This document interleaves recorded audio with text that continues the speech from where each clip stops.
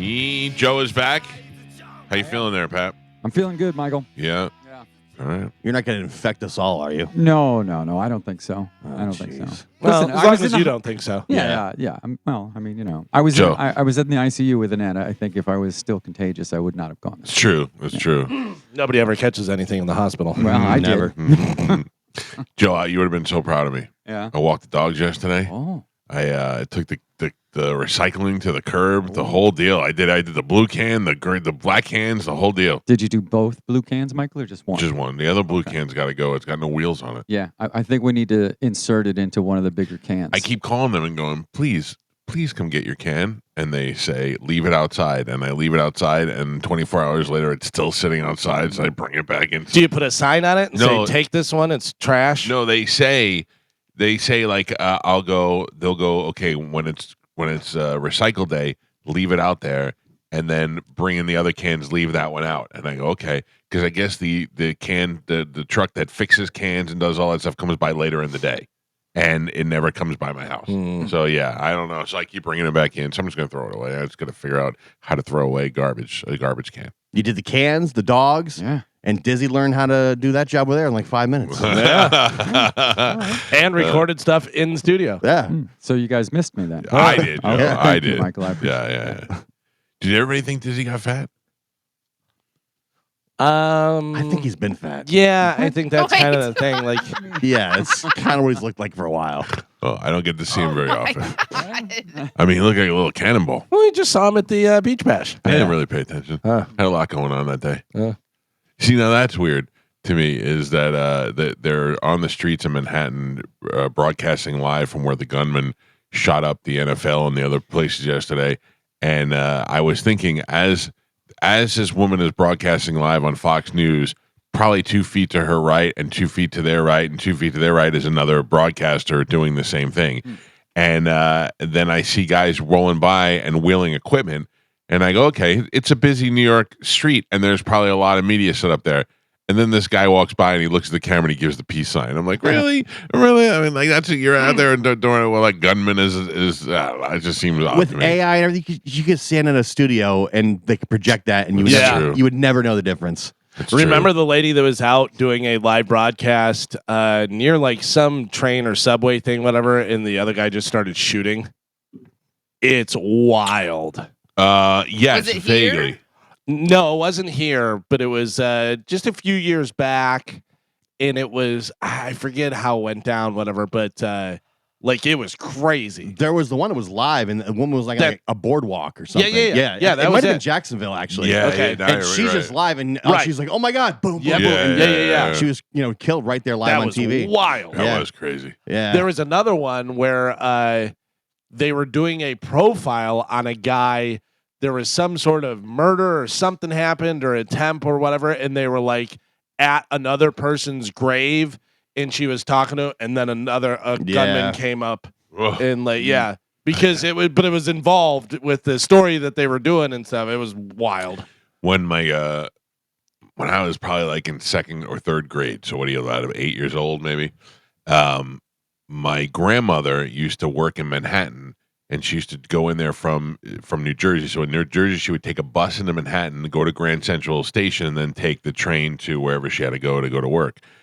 And when she got to the train station, sometimes she would call my mother while she was waiting for the train, and they'd be talking while we were getting ready for school or whatever. And my grandmother was on the phone with my mother, and a shooter broke out, and this is in the 70s, broke out in Grand Central Station, and my mother could hear the gunshots over the phone. But thankfully, my grandmother at the time was in a big phone booth, like a full-length phone booth. So not like that was going to really protect her, but it was better than being out in the open. But my mother said she could hear the gunshots on the phone, which was really weird. So, hey, what a great way to start your morning this morning, guys. Right. How's everybody doing? What are the chances we can get next to Nobbs' foot, Dion's bladder? Oh man. Oh man, our museum of athletic Oddities. removals, yeah, it's going to be fantastic. I watched him yesterday. He does look unhealthy. Yeah, he's kind of looked that way for a while too. Yes, but he's also getting old. Yeah. you know. But he looks unhealthy. And then they showed that video of him fishing in the pier, and then walking around carrying his pissy blood bag with him. Yeah. It was gross. Come Yeah, I on. was like, we don't need to see this. He's not that old. He's 57. That's old. Oh, really? That is very That's old. not- I mean, he's that is almost not- 60. not that Joe, old. you know that's old. Yes, no, well, That is yeah, it's not that old. old. In athlete years, that's like 100. Well, Yeah. Yeah, but not in coach years. Yeah, but I don't know. But he's more of an athlete than a coach. I mean, he's sickly. So It he, is- Yeah. you know, he looks the way he looks. I mean, obviously, and I'm not knocking him. I mean, he looks great. He looks 10 times better than I do, but he just looks like he's getting up there in years, and he's also now sick. So Didn't he also? He had foot problems, right? Didn't he have like Yeah. some toes Two- amputated and he's stuff? got 2 toes or 3 toes amputated. Yeah. Yeah. I think he said he had 8 toes yesterday. It is 8 weird toes to- left. to see somebody who was like the greatest athlete Yeah. of all time Two sport athlete. and Yeah. could barely walk. It's just, man. I know, and they're taking his toe. We should have got his toes. Yeah. That would have been way better than his bladder. What does he have to is he not able to urinate ever again like a normal person? Does it all go through the bag now? Does he always have a catheter because he has no bladder? I mean, I didn't dig too deep into it. but I'm saying, anybody know? I'm not sure how that works. I mean, if they remove your bladder, And I think they put in another one. do they? They build a bladder? I believe so, yeah. That's next to Build-A-Bear. You Build have a to bladder. have a bladder. It says urination is managed through urinary diversion or reconstruction. As the Oh. bladder is no longer present to store and expel urine naturally, depending on the surgical approach, urine may be diverted to a pouch on the abdomen or a newly constructed bladder. Well, he was from carrying the intestine. bag. Neobladder. Ooh, neobladder. Yeah, that's bionic. You've been chosen. Yeah. You're the With neobladder. neobladder. Yeah. I don't know. I saw him carrying the bag, but I don't know if that means he's got that forever or if that. That's why you got to go get checked out all the time. Could you imagine going back to the 80s and meeting with Deion Sanders and he's a superstar, 2 sport athlete, unbelievable, and say, hey, man, you're going to lose some toes and you're going to be carrying a bag around to pee in. Or the He'd way go, I no way. Yeah. the way I see it is, he's sitting in his room and he goes, "Dear Lord, I'll do Yep. anything to Yeah. make me a 2-star athlete. It's the greatest ever to play the game. You can take this How toe." much Yeah. do you want it, Dion? You We're just gonna have to have cancer. we're gonna take your toes. We're gonna take something from you, but it won't be a hand Mm. or a foot. All right, I don't need Yeah. anything else." And then he gambles and says yes. And then later on, then 3 years later, we'll take something else. That's That's crazy. Like, I feel like everybody has cancer now. I mean, I Like, I that's know true. so many people and the celebrities, like, everybody's getting cancer. right? It's, It's really probably alarming. in everybody, and it's whether or not it's activated Yeah. and whether or not it's irritated and becomes aggressive depends on your lifestyle. I don't know. I don't know. Well, if I you're don't know somebody the who cancer has because your a lifestyle. yeah, because if you have it, but if It you have it in contributes your body to it. already, and then you have, like, I would say, you have a melanoma Right. and something that's aggravated by the sun, For sure. and you consider, you don't go out there and protect yourself from the sun, you've aggravated it, and you've caused it to excel. Thankfully, we all have great lifestyles, so I think But- we'll be safe. Here's the thing is you literally, genetically, you literally could do whatever you want. And if you're predisposed Right, for it, right. you have it and stuff. But also, if you don't necessarily have predisposition for it or whatever, but you're out there eating garbage and, sugar is a Yeah. very high contributor to cancer and stuff. If you're doing all that stuff, then it's kind of like Oh. playing Russian roulette. You know what I mean? Depending Yeah. on how many bullets you put in the gun, how good are your odds? It just seems like everybody's got cancer now. Well, they say if you live long enough that you eventually have cancer. Right. That everybody gets cancer. I mean, it's just Nowadays. yeah. Oh man, friends, Weird. family, athletes. Like, I feel like when I was younger, I didn't know that many people that had cancer. Now I know dozens of people. yeah. Which Well, you is know weird. more people and you're more aware. Yeah, of it, probably. Yeah. And then also And you as people find get out older. people died when you're younger. You don't really understand how they died, Yeah. and why and what the deal was. Yeah, you're right. It's pretty, but I mean, there are things you can do. I mean, You gotta get checked out. We have our kids checked out all the time. Yeah. I had to go to the doctor with my daughter so that she can get checked out, and that was really uncomfortable. That's because she has to get down like to almost nothing, and I'm like, I don't know. Do I leave the room or what do I do? And Yeah. well, I mean, Do you want to leave her in a room with a doctor? No, and Right. and thankfully this doctor's a lady and she's really nice and all that, but like a family doctor. But I had to point out things that I have to be like, look at this thing on her back and this thing on her arm, and just have them double check it. It's something. I'll tell you, it's one of those things where without my wife, I would never be the one to even think about doing those sort of things. Yeah. That's where my wife does a good job, I think. I don't do any of that stuff. You know, yeah. No, my daughters are too old now. Well, not just I'm just saying on the kids in general. Even when they were little, I would never thought to do that. I never thought to bring them in. My mother never took me to a doctor that I remember, checked for cancer. Yeah. You just do preemptive checks. That's the thing. You got to get checked Right, all the time. Right, but I'm saying the point I was trying to make. It seems like it's now nonstop. People are constantly checking for cancer, Right. and people are constantly getting cancer. I feel like it's good for me because I can constantly stick things in Dr. DePasquale's face and be like, what about this? This look bad. And he goes, But also, that's the other thing is now people are getting checked more, so you're finding it more. Maybe. Whereas before, people just died and they go, I don't know, Gary died. I don't know. You know what I mean? We have no idea why. it's always Gary. Poor Gary. Yeah, well. A lot of things to talk about. Yesterday on this show, I was frantic about a report that Dr. Avi Loeb from Harvard made about what seems like spaceship that may be traveling towards Earth. He does not know what it is. He says it is an object the size of Manhattan. It is one of few objects that has been spotted traveling from one solar system to the other one. It doesn't appear to be propelled by any jets or anything, but it does have, for the size that it has, should not be traveling as fast as it is.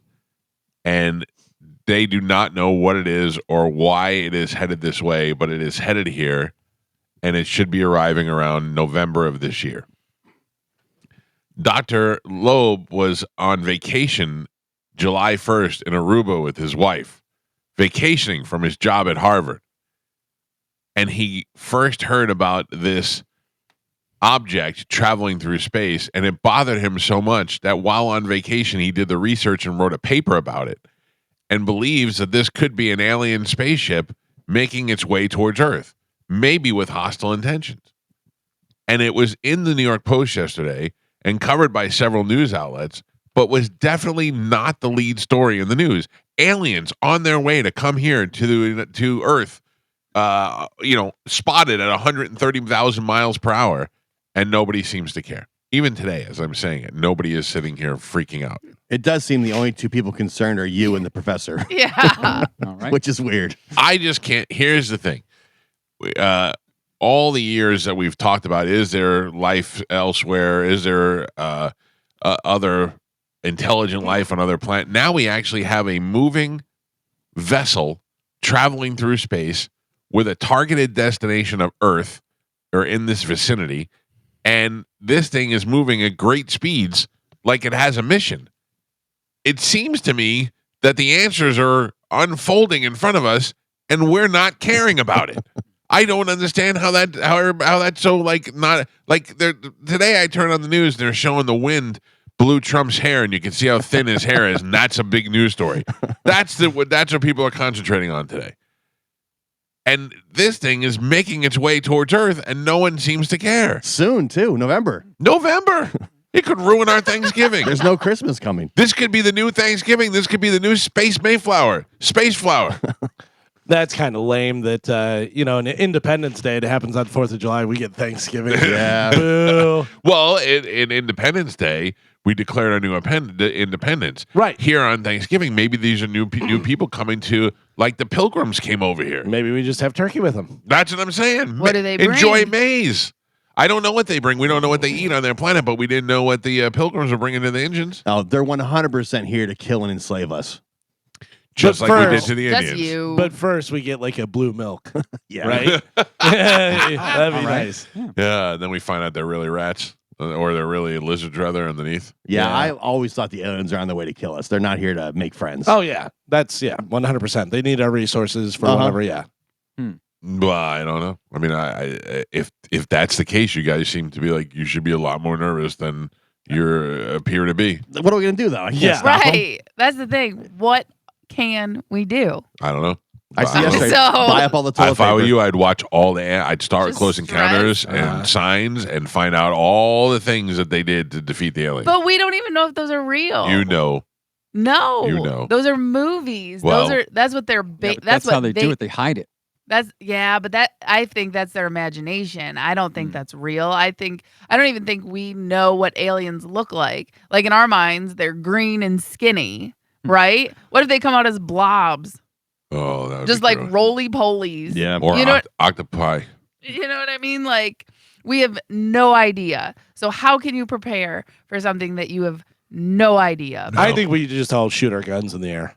Oh. Right? Oh, at the same time? Yeah. All aim it at the thing? That should be fine. All right. Texas can take care of that. I don't know, but Dr. Avi Loeb is going to join us on the show today. How did you call this guy at Harvard? Yeah. Did you really? Yeah. And was he like, oh, you weirdo, wacko, shock jocks? Or he was like, yeah, no, this needs to get out. Yeah, he was very excited to share the message. Okay. He's pretty smart, and he's kind of boring because he's so smart. You kind of have to, I have to let him know that he's talking to idiots. And I mean me, not you guys. Just to be clear, Dr. Avi Loeb is the character that Judd Hirsch played in Independence Day. Right? No. No? Judd Hirsch was Jeff Goldblum's father in Independence Day. okay. Totally different guy. Okay. He played Super Jew. Yeah, Avi Loeb. No. This guy is a legit Harvard professor, and he was excited about coming on. He's excited okay. to get his message out there. I mean, look, let's be honest. The truth is that it may just be a rock, right? If it's a rock, is it supposed to be traveling at 130,000 miles per hour? Is that normal? And if it is, should we be concerned that it's entering our solar system as far as it crashing into something else? Yeah. Even if it doesn't hit Earth, if it's taking out satellites, if it's hitting something else like that, those are things that we should really be concerned with. I feel like Space Force is going to protect us. I don't know. don't. I have no idea how. It just sounds like that's what Space Force is there to do. I had a good conversation one time with Ben. One time we were talking about Space Force, and I said it was when Trump first took office the first term. He immediately started Space Force, and I said it's because he opened that book, found out about aliens, and said Space Force. Yeah. And then Ben said no. I think it's he opened it up, saw Israel and some of these other countries and how they have that dome that is controlled by satellites that stops, and I thought that makes a lot more sense. And so I have a feeling it's probably that. Probably the satellites, but also I think the aliens. Yeah, maybe for sure. aliens. And Maybe that aliens. was like the one thing Trump did where there was like not much pushback. Like he must know some stuff. Let him build Space Force. Yeah. So my brother talks to his ChatGPT, and the ChatGPT is only allowed to answer in yes, no, and Apple. And he asked it if we have a threat from aliens, and it said Apple. And it said, do we have a treaty with the aliens? And it said Apple. Oh. It will not let them talk about it. When it can't answer, it says Apple. He gets a lot of Apple from his ChatGPT. Yeah. They can't commit. No, because they can't let you know what they know. Oh, I don't understand. You guys are worried about cancer. On a scale from 1 to 10, where are you at worrying about this? I believe that it's something. I don't know that it's something that we need to worry about. Like we need to start. Like I believe if they're coming here to get us, we're done. I mean, if it's the size of Manhattan, yeah, but I mean that's pretty big. It's pretty big if it's going to hit us. Yeah, it's not necessarily that big if it's coming here to fight us. If it's coming, we don't know what the technology that they have. If they come here with superior technology to travel at light speed, but they don't have any weapons, 2 nukes, they could be done. They definitely have weapons if they are able to travel here. But I mean, like we don't know the civilization that they are. So what if they're a peaceful civilization? And in Star Trek one time they went to this like Garden of Eden place, was all peaceful and hippie. You know, what if they're those people? Okay, yeah, so but I what don't if think they speed at us. Yeah. You know, Well, if they're they peaceful, have they'd to. be like, "Hey, can we come over?" But that's the way to travel is to get there is to Yeah, travel but at you the speed of light. you send a message first. If you can travel at the speed of light, you could send us a message and go, "Hey, can we come down for Thanksgiving?" But you know but we have been getting messages. Mm. We've been getting signals from deep space that they can't figure out where they're coming from, but they're definitely not. They're coming like every 7 seconds or something like that. We will kill you. Resistance is futile. Man. What if they come here and they say, Michael, we came for you. You talk so much about it now. We heard you. Right. Now you have to come with us. And be our Otherwise, king. Otherwise, we destroy your planet.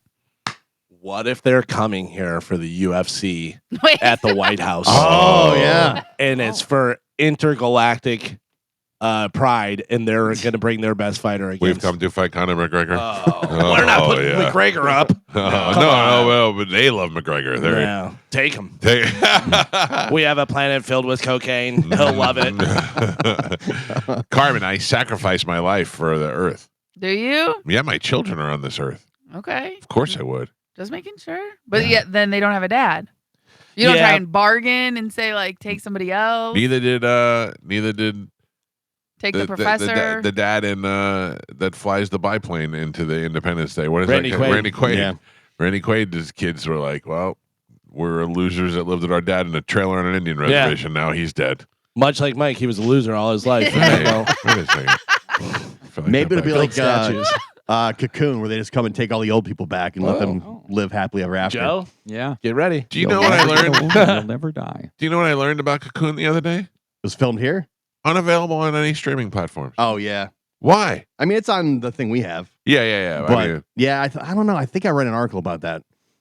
Steve Gutenberg was talking about it one day. Why? unavailable. Yeah. I mean, not that I'd watch it, but I was just I read a thing the other day. It's like Cocoon unavailable on streaming. Something with the rights or Somebody something. owns it. Somebody got a good deal. It was right after you read that Wilford Brimley was 44 years Oh old my when he God. filmed that. Which sucks. What's worse, that one or the one that Red Fox was like 48? Yeah. Or all the people from Cheers were in their 30s. Yep. Like Yeah. Coach was 41 or something. It was is so wild. awful. The Golden Girls, like Rue McClanahan was like 45 when Yeah. she I filmed think that. the one that blows my mind more than anything is Sanford and Son, that Grady was like 43. Yeah, Grady looked like he Old was gray hair. 75. Yeah, What are you talking about? You That's know? wild. Ugh. were they great actors? Or were they just? Or were we just feeble? too young to realize? I know, but even now, you look at that picture now, and you're like, Yeah. "Oh, there's no way." Yeah, that's There's wild. No way. It's because they were all drinking whiskey and eating steaks for lunch. That might be true. You know? That might be. What a great life it would have been to been in Hollywood in the 70s. You know, like right after the peaceful 60s to be in the 70s as things were gearing up towards the 80s. If you could travel through Hollywood during the 80s without doing cocaine, you probably had a pretty good life. Plus, no paparazzi, no cell phones, no internet. You can go to lunch with your girlfriend. Yeah. You could take the rest of the afternoon off. You could drink 2 martinis at lunchtime. It seems like good. all the stuff that sucks about being famous didn't exist then. Yeah. Oh man, Frank Sinatra would have been he would have been Biebered out if there was paparazzi back then. Oh, yeah. I look at poor Justin Bieber and I just want to hold him. I feel bad for him. Like I see his face. He just looks exhausted.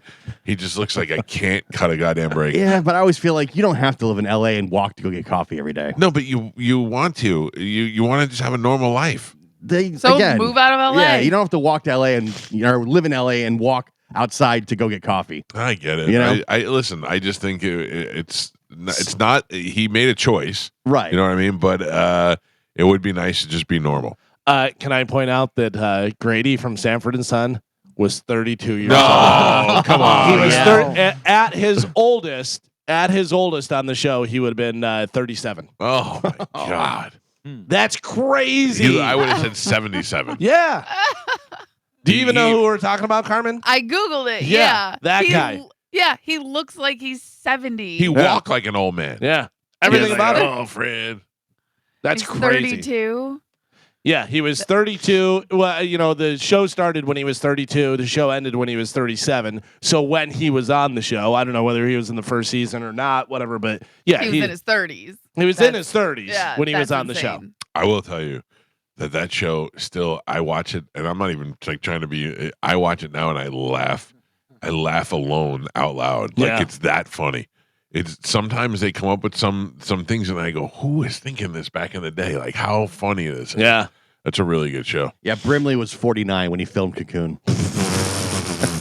Oh, it's so old that he's in an old folks home, 49 years old. He played a senior citizen. Yeah. Oh. They did dye his hair for the movie, it says. And Jessica Tandy. Yeah. They were like, you got to make out with Jessica Tandy. She's 87. Yeah, but also Tom Cruise in The Firm, Wilford Brimley in The Firm, Tom Cruise is like 30 years older than he was in there now. Yeah, it's wild. My God. Are people going to look back on that now and go, Tom Cruise was 70 when he did Mission Impossible? Yeah, you know what I mean? The other way around, yeah.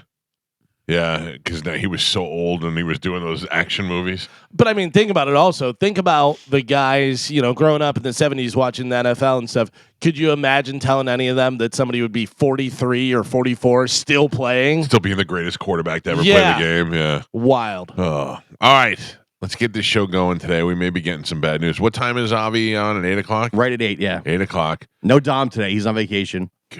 Dom, I have to tell you, I'm really disappointed in Dom's presence as a lawyer here on this radio station. Yeah. He's really been. I mean, he's been here longer than anybody else. He's led the charge now, and now they're just giving shows to anybody. I had to listen to stupid Mo DeWitt yesterday giving out advice on John's show, and I gotta tell you, I don't even know why I called him stupid. I like Mo DeWitt a lot. And Patrick Smith and his superhero hair, and Farrah and Andrew and Levine. I mean, Dom, come on, Dom. You need to get a helicopter or something. Yeah. Something to stand out among the rest of them. The cool factor has gone down a bit. It's gone down. And he's taking off and hanging out with Boozer. I hung out a little bit with Patrick Smith, the beach bass. I'm like, this guy's really cool. Yeah. I like him a lot. I liked Mo DeWitt. Yeah. I hung out with him. Yeah. I just had to lump Mo DeWitt in just because anybody named Mo just irks me right out. Yeah. He should look to change that. He's a Moses. Did you know that? Oh, really? Yes. Interesting. I said, what kind of Mo are you? He said, I'm a Moses. Oh. Mo is a Maurice. He Yeah. is a Moses. There you go. Yeah, by the way, I don't like the Mo for Maurice. He's Maury. We should start calling Mo Maury. Maury? Maury. Like Maury's wigs. Yeah. So annoying. Every once in a while we go, tonight's the night. We're going to stick Maury. No. Maury Jovan. That is his new name. I'm just going to look over at Mike and hear Cream playing in the background. And Mike looking at Mo. Going to kill him. All right, we'll take a break. When we come back, we got Sporkle. Carmen will tell you what we have to give away. The news will come around. Then we'll talk to Dr. Avi Loeb about how the aliens are going to come over here to take over the world. It's the Mike Calta Show. This is 102.5 The Bone. Right now, Carmen is going to tell you what we have to give away for you. What do we have to give away, Carmen? Ooh. We have Surprise. so many things. Mm-hmm. And you want to know them? I mean, if it's not too inconvenient for you. I mean, Just okay. sometime before the aliens get here. So we have tickets for Little Big Town, Uh-huh. Cage the Elephant, Yep. A Day to Remember in Yellow Card, Yep. Papa Roach, Okay. Bryan Adams, Love Bryan Adams. and Guar. G-War. Yes. Yes. I really wish Guar was on a Saturday. I know. I can't go to St. Pete on a Sunday night. What? I think it's Orpheum. Oh, is it? Where is it, Carmen? Does it say? It is at the Ritz. Ritz. Igor. Igor. Even worse. Plus, it's dwarves and helmet, and Yeah. Yeah. it's gonna be a whole night of air. It's going to be great. And oh, man. What is the date of But- that, Carmen? It's November 16th. Oh, aliens might be here by Yeah, then. we might. We Yeah. have anything to worry about. Also, Skankfest. Oh yeah, we got to talk about that. Oh, yeah. Are we still doing that? I'm not nearly as excited as I was when Lewis was here. Yeah. I don't think I'm going to be able to go. Why? She's pregnant. Can't take a baby to Skate Is that Fest. what you're trying to say? No, baby. I'm not pregnant, Oh. but I hope to be. If that gets her out of it, she said yes. Yes. Yeah, 100%. Did you guys hear the big news? Who does have a baby? I did. I just saw it in the last break. Yes. Who has a You baby? know this? Oh, Maybe I do. Maybe I don't. I don't. There's going to be a little nervous baby. Oh, I didn't see that. Nervous Jared. No, how do you find where to go? because he's Wow. blind. Yeah. Yeah. So I guess he dates another radio girl. No, they're married. Yeah. Oh, and married. That's his wife. Yeah. Yeah. Oh, Mrs. Jared. Yeah. Yeah. And she's is she a radio person, or she just call herself on the air with No. whatever? No, she's radio, but she's like on the other side. What do you mean? Sales or No, traffic or I thought she was like a program director. I believe so. Yeah. Oh, really? Yeah. And she hired him. I don't and think. married him. I think they just worked in the same building. Right. Oh. She did a different station. I'm just teasing. I like Nervous Jared a lot. A little nervous daddy. Good for him. Is he not going to be able to see his baby? Oh, right, he's blind, right? He is Right. That's what I'm saying. blind like, now. but is he legally blind or is he fully blind? He walks with a cane. Oh, Yeah, like it's pretty. I think he can still see maybe a little bit, but I mean, that's got to make him really nervous. Having Yeah. a baby and you can't see? I don't know. The way I see, you get out of doing a lot of oh things. my God. You know, to clean a diaper. I don't know. It looks clean. You know. I mean, I texted him yesterday. He can still text, so I don't know how he Yeah. saw my But text. read It may a text. talk to text, Yeah. and they may read Yeah. it to him. That's true. Congratulations! I heard you are having a baby from Gio. Yeah.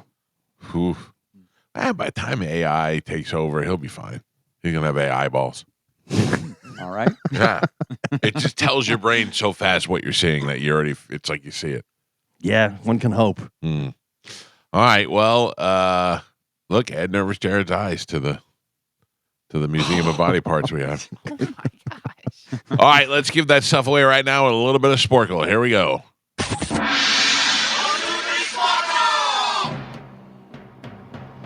I said to Carmen, "Is that why?" And she said, "I hope to be pregnant by then." Yeah. I mean, are we actively trying now? No. You can't. We're You're getting, really toying with my emotions. Practicing. Yes, 100. We're getting ready. Listen, I ordered like a Chinese medicine book for fertility. What is going on? In Well- football, you can't get pregnant in football season. Right. So Well, no, this is the time. Now is the because time to then, do it. Yeah, When we it's don't over. need we don't need Chad's attention till like April. Well, if you got knocked up now, the baby would come right before football season. No, Yeah. football season's Yes. now. Right. So 9 months would- from now would be right before football season. April, but that would be like a good like in between. That's really the only time. Yeah. One and two, but the other thing is we don't want an April baby. Somebody's already thought about all of us. Oh my God. Yeah, This we is- have. Like that's what you do when you have a baby. You plan it out. Yeah, well, just keep in mind, 3 weeks ago you were like, Yeah. "I'm never having a baby. Boom, I'm throwing boom, it down tequila the stairs." stairs. Yeah, that's to keep you guys. You never know. Keep but us guessing. Yeah, you don't know my next move. But What if he's- this is all a ploy now? he still won't marry you though. Out of wedlock. White devil. Yeah. Bastard. White devil, baby. Diablo Blanca. Mhm. Wow. What if Carmen's been married for like 2 years? We didn't know. That'd be great. She just didn't want to tell us because we Because we're jerk offs. jerk offs Yeah. about it. Yeah. Don't wear the ring when we're around the show. Yep. Does Chad have tattoos? Yes.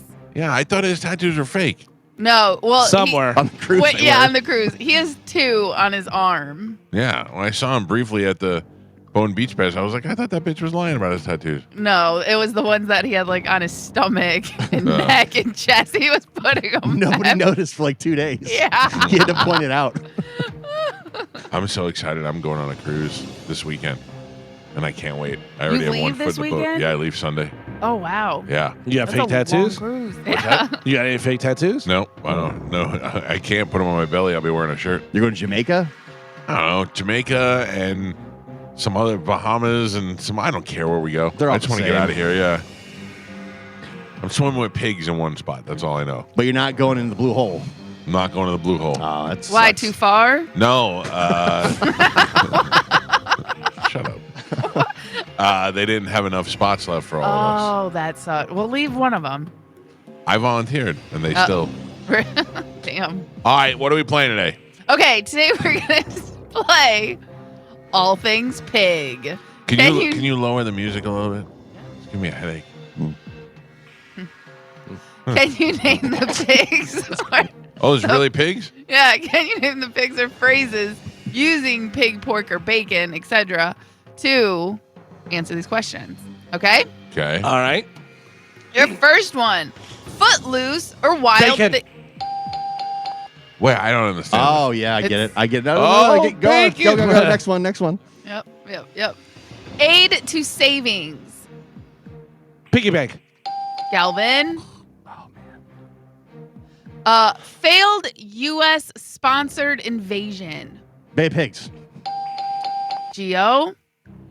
1959 or 2007 in China. Year of the pig. Galvin. A mess. Pigsty. Mike. Overeat. Oh, pork Pig out. Pig out. Geo. Resident of the 100-Acre Wood. Piglet. Geo. 2007 John Travolta or Tim Allen movie. And Tim Allen movie. Wild Hogs. Damn it. I couldn't think of the name. Great movie. Geo. Such a good movie. Slang term for that'll never happen. When pigs fly. Mike. Carry on the shoulders and back. Piggy. Geo. And Pap. We are halfway there. Michael has 2 points on the board. Galvin ahead by 1 with 3, and Geo is your leader right now. He's winning with 5. Oh. All right, we're doing all things pig. Your next one, Ikrit say language. Piglet. Galvin. Academy of Magic and Wizardry. Hogswort. Mike. Hogwarts. It's Hogwarts. Oh. You know what I meant. I mean, it's Hogwarts. Point Geo. I mean, I got the point already. You said Hogswarts. Did I get a point or not? It is Hogwarts. Yes. What did I say? Hogswarts. Hogswarts. So did you give me the point or not? I say no. Geo. Thank you. Oof. Fair. Grocery chain in the U.S. Piggly Wiggly. Geo. Galvin. Damn it. Stubborn. Pig-headed. Galvin. Never heard it before. Shut up. Earn money. This is a saying. Make ends meet. No. Bring home the bacon. Galvin. Yes. Shoot. Low quality brittle metal. Low quality brittle metal. Low quality brittle metal. Pig iron. Wow. An aggressive or obstructive driver. An aggressive or obstructive driver. Hog in the road. Road hog. Damn it. Oh, dude. Assist. Half point. No, Mike is the point. 16th century English philosopher. I know this. 16th century English philosopher. Sir Pig of, I don't know. Francis Bacon. I didn't know that. And Pap, we're on the last 3. Michael has 3 points on the board. Geo doubling that at 6, and Galvin is your leader. He's winning by 1 with 7. All right, all things pig. Last 3, here we go. Wrapped hot dog snack. Picking a blanket. Mike. 1995 John Candy movie. Oh. 1990 Candy and bacon. Geo. Uh-oh, he tied it up. And your last Wait a minute. What's the score? Score is Michael 4, Geo and Galvin are tied with 7. Michael, you are out. No. Yeah. No, I can't be. You are. But I can't be because if they double my score, But you therefore I have implications. It doesn't matter. Yes, it out. does. You are out. No. Yes. I'm out. That's You're how out. it's always I been. have implications. No, No. that's how it's always been. No, the train is You're sailed. out. You're out because you can't No tie matter or block. what. No That's matter what. ridiculous. Somebody is doubling That's your score. ridiculous. Yep. Yeah. One and done. Not necessarily. You guys may not get this. Yeah, you're right. I'm going. I'm answering. You better not. Nope. All right, last one. Galvin and Geo. Casual term for a football. Pigton. Geo. That was good. That was fun. Good. Your final score, Michael with 4 points on the board, Galvin with 7, and Geo is your triumphant champion today. He won with 8. Well, you don't hear that a lot. Yeah. Pigs and Disney. That's my wheelhouse. You're a Disney pig. Yeah. You're a plus Say size it. park hopper. Oh, eat a W, everybody. Yeah, there you go. By the way, when you did the piggyback one, you said carry, and immediately I thought pig's blood. Oh, But I yeah. didn't want to say it because I thought that was going to be a clue in the other one, whatever. Yeah. What line are you playing for, Gio? Line 6. Line 6. Hogwarts. Good morning. Who's this? Hi, it's Gail. Hi, Gail. How are you doing? Oh my God, I'm so excited. Oh my God, it's not that exciting. Gail, We've got- let's be pigs. Oh, Oh, Gail, you got my a daughter used to have a pig. rare Geo victory. Now, how big did he get? It was a potbelly pig. Yeah. It was probably 20 pounds. What do you just eat it at the end when you're done with it? Oh, we couldn't eat it. No. I know we couldn't. All right. Well, listen, I'm going to put you on hold. Carmen will grab you during the break, and we'll hook you up with a prize. Okay? Thank you, Thank you, Gio. Pumpkin. Have a good day. There you go. That's no more on line rule. 6. Great. Yeah, listen. One That's and how done. the game goes. You guys shut me out towards the end, so I couldn't defend myself. That's fine. I mean, did you think that was going to be a thing? What thing? That you would be able to defend yourself? I had implications. What is implications? You did have implications, but that's the rule. Like, the rule is you're out. I know, but I'm just saying it's unfair rule. I know we often change the rules as we go, Yeah. but this time, It's on what's on the paper. Yeah. We went with what was on the paper. And look, I gave you up Hogsworth. oh, thank you. Yeah. I appreciate you I giving that up. understand. I have integrity. Galvin, what do we have coming up in news? Coming up in news today, Don't Rock the Boat, Oh. Ghost Rider, and Snatching Wigs. Mm-hmm. All right, Galvin has your news coming up next. Then at 8 o'clock on the nose, we're going to talk to Harvard professor Avi Loeb. You may have heard of the story that he has out there, and not a story, a paper that he wrote for Harvard University about I don't even know what to call it, a mass that is making its way towards Earth at 130,000 miles per hour, due to be here in November, that he thinks could possibly be an alien spaceship, and nobody else except for me and Dr. Loeb seem to be worried about it.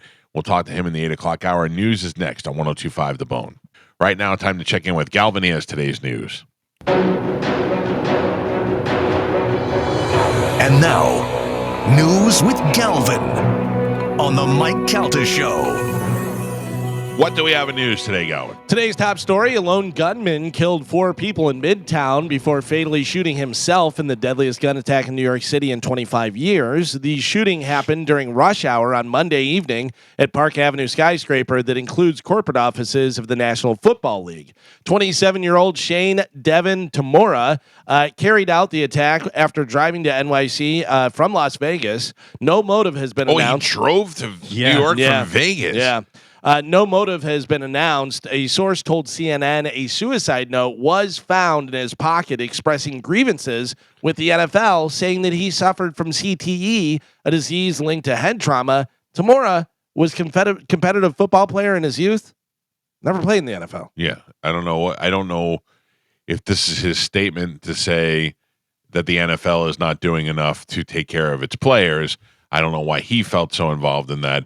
But the idea that somebody drove from Las Vegas to New York right there tells you they're crazy. Well, CTE, yeah. CTE is wild, man. Yeah, I have to tell you, as time goes on and knowing him more and more, I think Sapp has CTE. Yeah? Yeah, because he's such a moody bitch. and I think that is because of that. Could You know? be. Sure. Yeah, I mean, like, because he's a normal, common sense, sweet guy.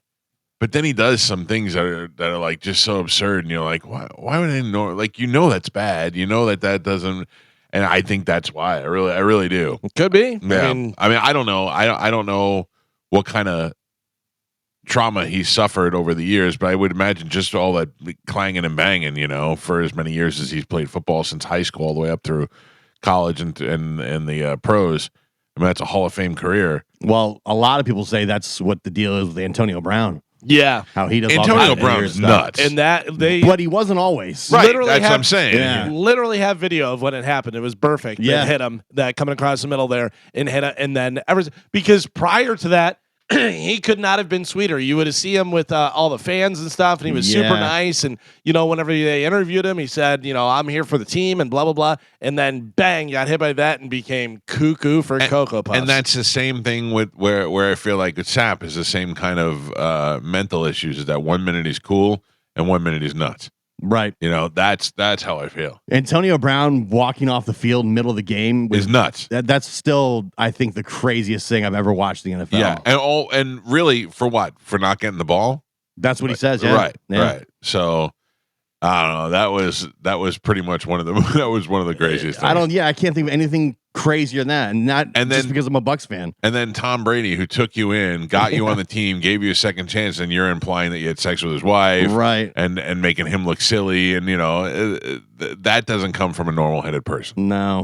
Hall of Famer Mike Webster, who played for the Steelers, who was in that concussion movie. They had a little bit about him in there. He wound up being homeless and crazy and pulling a gun and doing all that stuff. I mean, there's a lot of cases like that. That's wild. And they can't tell until after you're dead. Right. They have to look at your brain. Right. They gotta be working on that, a way to be able to tell prior to your death. You know also, what I mean? you kind of know if you're going to go in and play football, that is a very strong possibility that could happen to you. Yeah. I mean, that's what you're doing. That is also why they get paid so much money, because they're putting their bodies on the line every day. So this guy went in there and shot up the plate. Now, my thing is that I'm in a great mood. I'm happy all the time. I don't feel like anybody's bringing me down or any of that stuff. But if I'm going to go out, I got a list of people that I would take out with me. Doesn't everybody have a list of people? I don't have a list. No. I don't mean like a real list, but I like if I know I'm going to die, there's a couple of things I'm going to do before I die. Maybe not a list of people I'm going to kill, but a couple of things I'm going to do before I die. I definitely don't ever see me as wanting to kill random people. No. Like, I'm not going to kick in a door and just shoot random people. Like, that doesn't make any innocent sense. Strangers. Yeah. Even if they worked for the NFL, they didn't do anything to you. Yeah. You know, that doesn't make sense. One of them was a police officer. Yeah. I read. Yeah, I mean, look, that guy. I assume he was responding to it. He puts himself in the situation. But I'm just talking about like if I'm somewhere where like those post office people that used to wig out in the 90s, the post office did something to ruin their lives or ruin their careers or took their pension away or something. Then you go in there, and I understand you're mad at the post office. You're mad at the people there. You're mad at your bosses and all that. But in this case, just going in there and killing innocent people, I don't get that. No. Mark that off my list. Jeff Knight, the boat operator who struck the Clearwater Ferry, killing one man and injuring 10 others before leaving the scene of the crash, has been charged with 8 felony counts of leaving the scene of a boating accident involving death and or serious bodily injury in connection with the crash. The Florida Fish and Wildlife Conservation Commission announced the charges in a news release about 6 p.m. on Monday against Jeff Knight, a prominent local business person who is the owner of St. Petersburg concert venue Janice Live. Each felony charge can carry a sentence of up to 30 years in prison. Yikes. And includes a mandatory minimum of 4 years in prison in the accident if the accident results in death.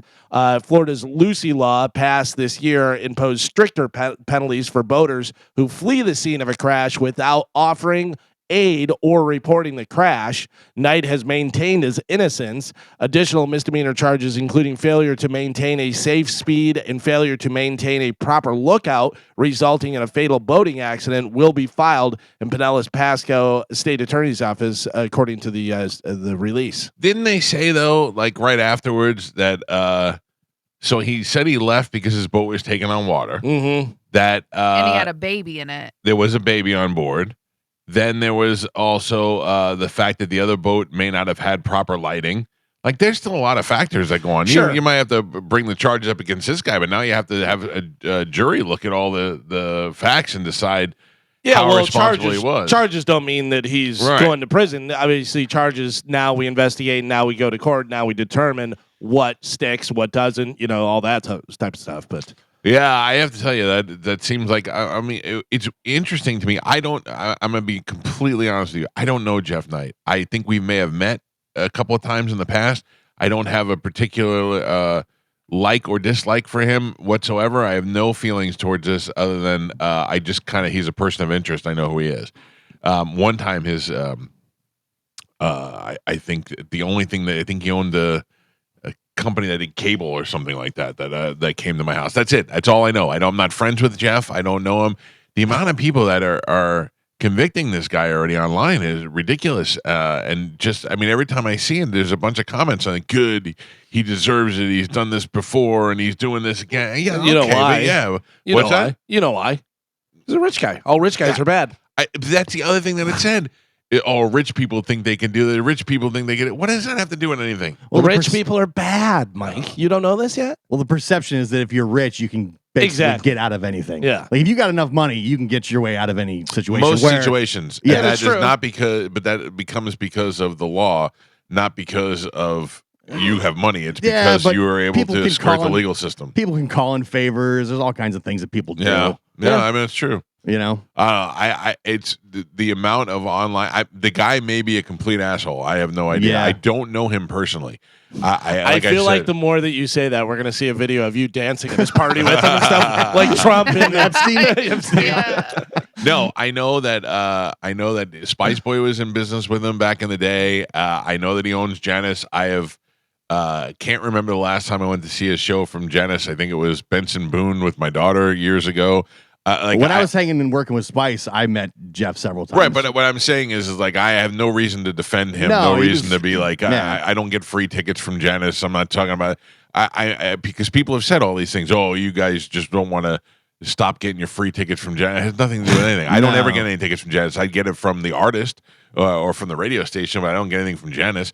I just it seems to me it's just odd that everybody wants to convict this guy so badly because he's rich. Because he's, I think also that he's had a past with boating accidents in the past, right? too. But I mean, so when you got out of that one, probably the fact that you're in it again and instantly denying it again. my first people leave to reaction leave. was, "Oh, he's got to be drinking or something like Yeah. that." But they did it on that spot drug test, and he passed. They did a breathalyzer. They didn't do a blood test. No, Yeah, then that's And- why the charges, and that's why it'll go to court, and they'll present all the evidence and do all that. He left so that his boat was taken on water. They had a search warrant, and the Fish and Wildlife Commission said that his boat was not taken on water. Right. They said there was no signs of that whatsoever. So I'm sure that's what led to the actual but charges. they did have the baby on board. They Yeah. said the baby was actually just a meatloaf. Oh, okay. Just meatloaf wrapped up in a blanket. In a new poll, many Americans would like to raise the driving age, lower the drinking age, and keep the current age restrictions for R-rated movies, marriage, pornography, and gambling. So raise the driving age. I'm fine with the kid. A lot of the time it's not the kids driving; it's the old people driving. I would say both. Yeah. I mean, think about when you were 16, you had a driver's license. But the You were problem doing is stupid the stuff. only way to get better Oh, as yeah. a driver is to be able to drive. Right. So- But listen, I don't care. I'm not saying whether we should or whatever. But what if they said you can drive from 16 to 18 with a person who has a driver's license? That and then doesn't after do 18, anything. no. I don't want to be in the passenger seat of somebody that's not, Well, a that's skilled driver. What you're supposed to do, though. Right. No, I know, but you. But so that you don't want to happens- drive with him, but you want him driving? No. What I'm saying is that that's the age now to do that is 15 to 16. Yeah. I'm trying to remember. How old was 15 your to son when he 16. got his car? Yeah. 15. Yeah. But 15 to 16 is when you have to drive with somebody. Yeah. Yeah. So my son learned to drive on the car that he was going to drive on. You just said you didn't want to drive with somebody who didn't know how to drive. I for 2 years. You just let him drive it? No. You didn't? What do you mean? You never let your son drive without a Oh license? yeah. I did. No. What do you mean? What I'm saying is that I don't want to spend 2 years as a passenger in the car. I don't think that that's necessarily doing. No, anything. I know. I'm just saying. Listen, I drove when I was 11. Yeah. Like I was driving. The more you drive, the better you get. Just like anything else, it's practice. You're learning how to do it and stuff. I think the dumbest. I did so many stupid things when I was like 16. Sure. That I think back now, I'm like, what an idiot. The fact that I'm not dead is amazing. Like what? I didn't do anything. I was so nervous. Oh, we used to do neutral drops all the time. We Oh, used to yeah. do like speeding over speed humps and just That's Yeah. yeah. There was a street by my house where if you drove fast enough, when you hit the speed bump, get air. you would catch air in the car. And me Yeah. and my buddies thought that was the coolest thing. Looking back, I'm like, I could have killed somebody. Ruining the suspension on your car. Yeah. we had a road. I could have killed not even the car. I could have killed us and killed somebody, and my life would have been over. I can tell you the exact road, Burr Road, and it went by the golf course, and it was like the only road around. I grew up in Illinois, so everything was flat. It was the only road that had like some hills and curves, and it was like something straight out of the Autobahn. It was so great. We used to go so. I think it was like 35. We'd be going like 80. In my mind, I was launching my car like the Dukes of Hazzard, Yeah. and Yeah. we were literally catch air in the car, and we thought that was the coolest thing, and it was so Very stupid. dangerous. So, what do you think about lowering the drinking age? It's No. currently 21. Do we lower it to what, 18 or something, or what? No, I like 21. I think it's wild that you can join the military at 18, Yeah. but you can't drink till you're 21. All right, That's if you- pretty crazy. If you're in the military, you can drink at 18. yeah. Seriously, But if you the- join the If you military, have you should be able access to drink. Yeah. to weapons, you should be able to drink earlier. And also, they say like in other countries, the drinking age is lower, but that also helps with binge drinking, where kids don't get out of control because they're so used to drinking, Right. and don't- they're don't around wanna- it, and it's not. They're not like, waiting. Waiting. They finally Right. do it. Well, Right. not that anybody's I think waiting 21's till they're good. 21. Yeah. And then they're saying keep it the same for R-rated movies, marriage, pornography, and gambling. Well, pornography is really, they really threw us a loop with this thing where you got to register online. Yeah. Am I the only one who's registered? Yes. Yes. Yep. Oh, I'm in. I'm locked in. I don't care what they know. I don't. It's yeah. So none of you guys go to porn sites. No. No. Well, Well, I there's mean- a couple things. One is that X video still works Oh, okay. for some reason, and Reddit. Reddit, yeah. Reddit Yep. literally has everything, Yeah. and I would go as far to say better than most porn sites. Reddit is. Yeah, easier. You just got the search bar right there. You can put in whatever you want, and it Mm. comes up. I gotta try. I'm not a Reddit guy. Yeah, I don't look at Reddit for anything. So, So I gotta easy. get on it. so easy. All right. And then what about gambling? Gambling is what, 21? Gambling should be 18. Yeah, I think so. Right? You make your Yeah. own money. You go gamble your own money. That should be 18. 18, I think, is fair. Yeah. Yeah. All right, we did But it. the problem is you can't drink, so they don't want you in there. Right. Because that's how they make a lot of their Oh, money. they want your gambling money. Yeah, Right. But I I'm don't just drink when I'm there.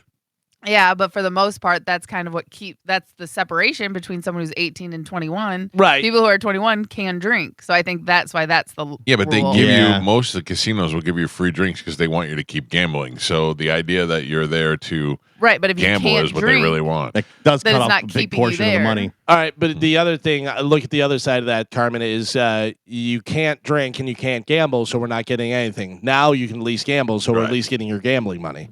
You know what I mean? Yeah, but so we're you're at least getting some of the smarter. money. you're more are you? aware. Are you're you? You're more You're aware. 18. Are you smarter?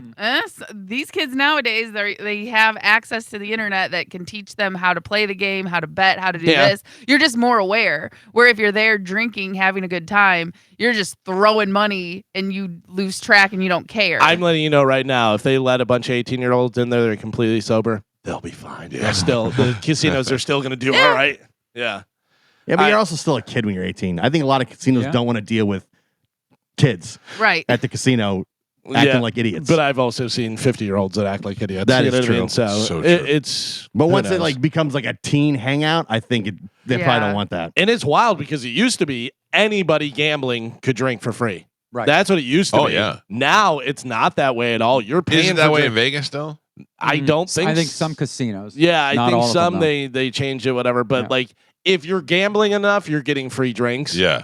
But most people are paying for their drinks. Yeah. I don't really drink a lot on the cruise, but a lot of times by day 2 in the casino, they're like, your drinks are on us. Or Yeah. we're happy taking your money here at the table. Yeah.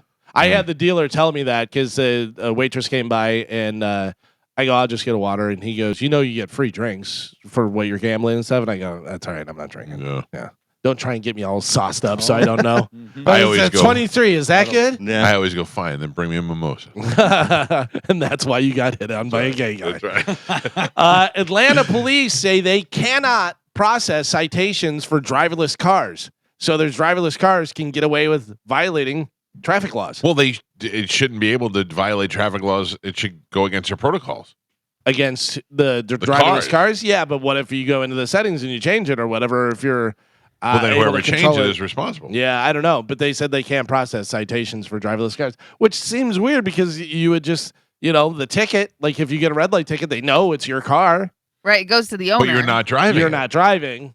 You're But just it's the your owner. car. But if you're the owner of it, you should have responsibility. You just should like, have. just like if you and I got pulled over and you had drugs and you stuffed them under my seat, it's my car. I have to take Oh, responsibility. we got Carmen. I was gonna say red light cameras. They don't know who's driving. They just send it to the owner of the car. Right, but we learned from Dom that you could Rat rat law. out. Right, but rat out again, the other. right. But if there's no one to rat out, then it's your responsibility. I 'cause agree it's with your that. car.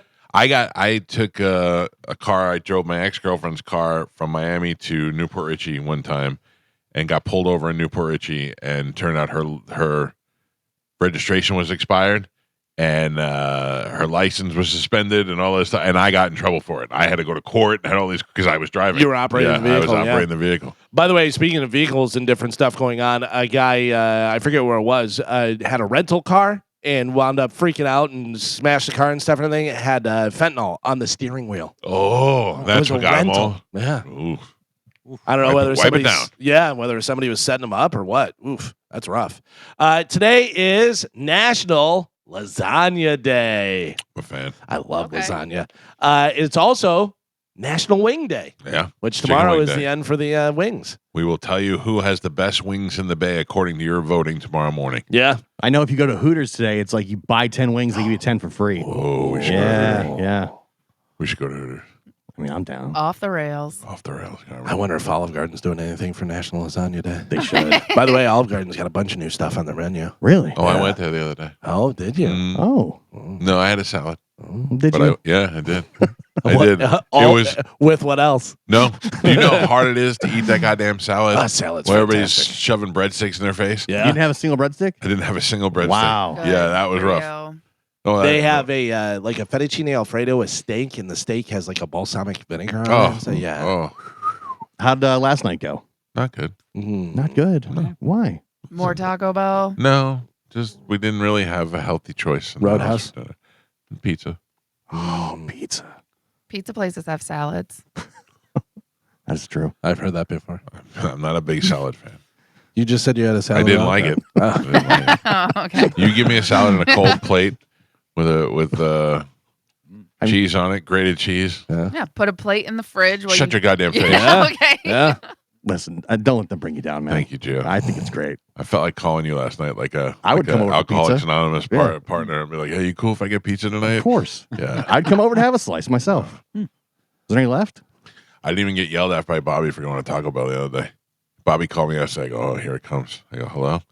I sent him a gift. So he was like, "Dude, I love my gift." And I went, "Oh, good. He's not going to yell at me for eating Taco Bell." So that's what you have to do now. You have to bribe him with Send gifts so he doesn't Yeah, yell at yeah, you. Yeah. You guys Yeah. got a great relationship.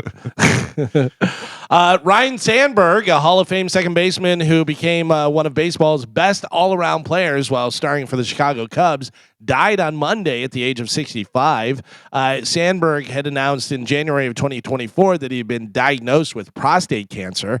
He was a 10-time All-Star, Jeez. 7-time Silver Slugger winner. He won 9 consecutive Golden Gloves. He was one of only 6 players to have his number retired by the Cubs, and he was inducted to the Baseball Hall of Fame back in 2005. And no points. No points. Nobody had him. Yeah, I did. You No. did not. I did. No, What do you mean no? you didn't. Did you? Okay, I don't. Joe's right. Well, I'm asking. Yeah, and I just said I yeah, have. yeah. Well, you were, you delayed responded, so I didn't know if you were being serious or not. And you're a liar. Yeah. What I are you don't- talking about? Okay, yeah, okay. And It's you're on the website. trying to eat pizza. Just like you support me on my pizza eating, I support you in your Ryan Sandberg. Yes. points. Thank you. Gio got Hall of Fame points, original. That's some significant points. I think it's like 70. He's young. somewhere, 70 something. 30 points and just in the age alone. Yeah. it's not updated, but you Yeah. do have him, but it's not updated on here yet. So yeah, he Screw you, Joe. So original pick. Yes. So 25, 35 for his thing. So that's 60. And then Hall of Fame is 35 or more. I think 25. 35 for Hall of Fame. Oh. So it looks like, yeah, you're going to pass Pap. You're going to pass Mike. Oh, slow it down.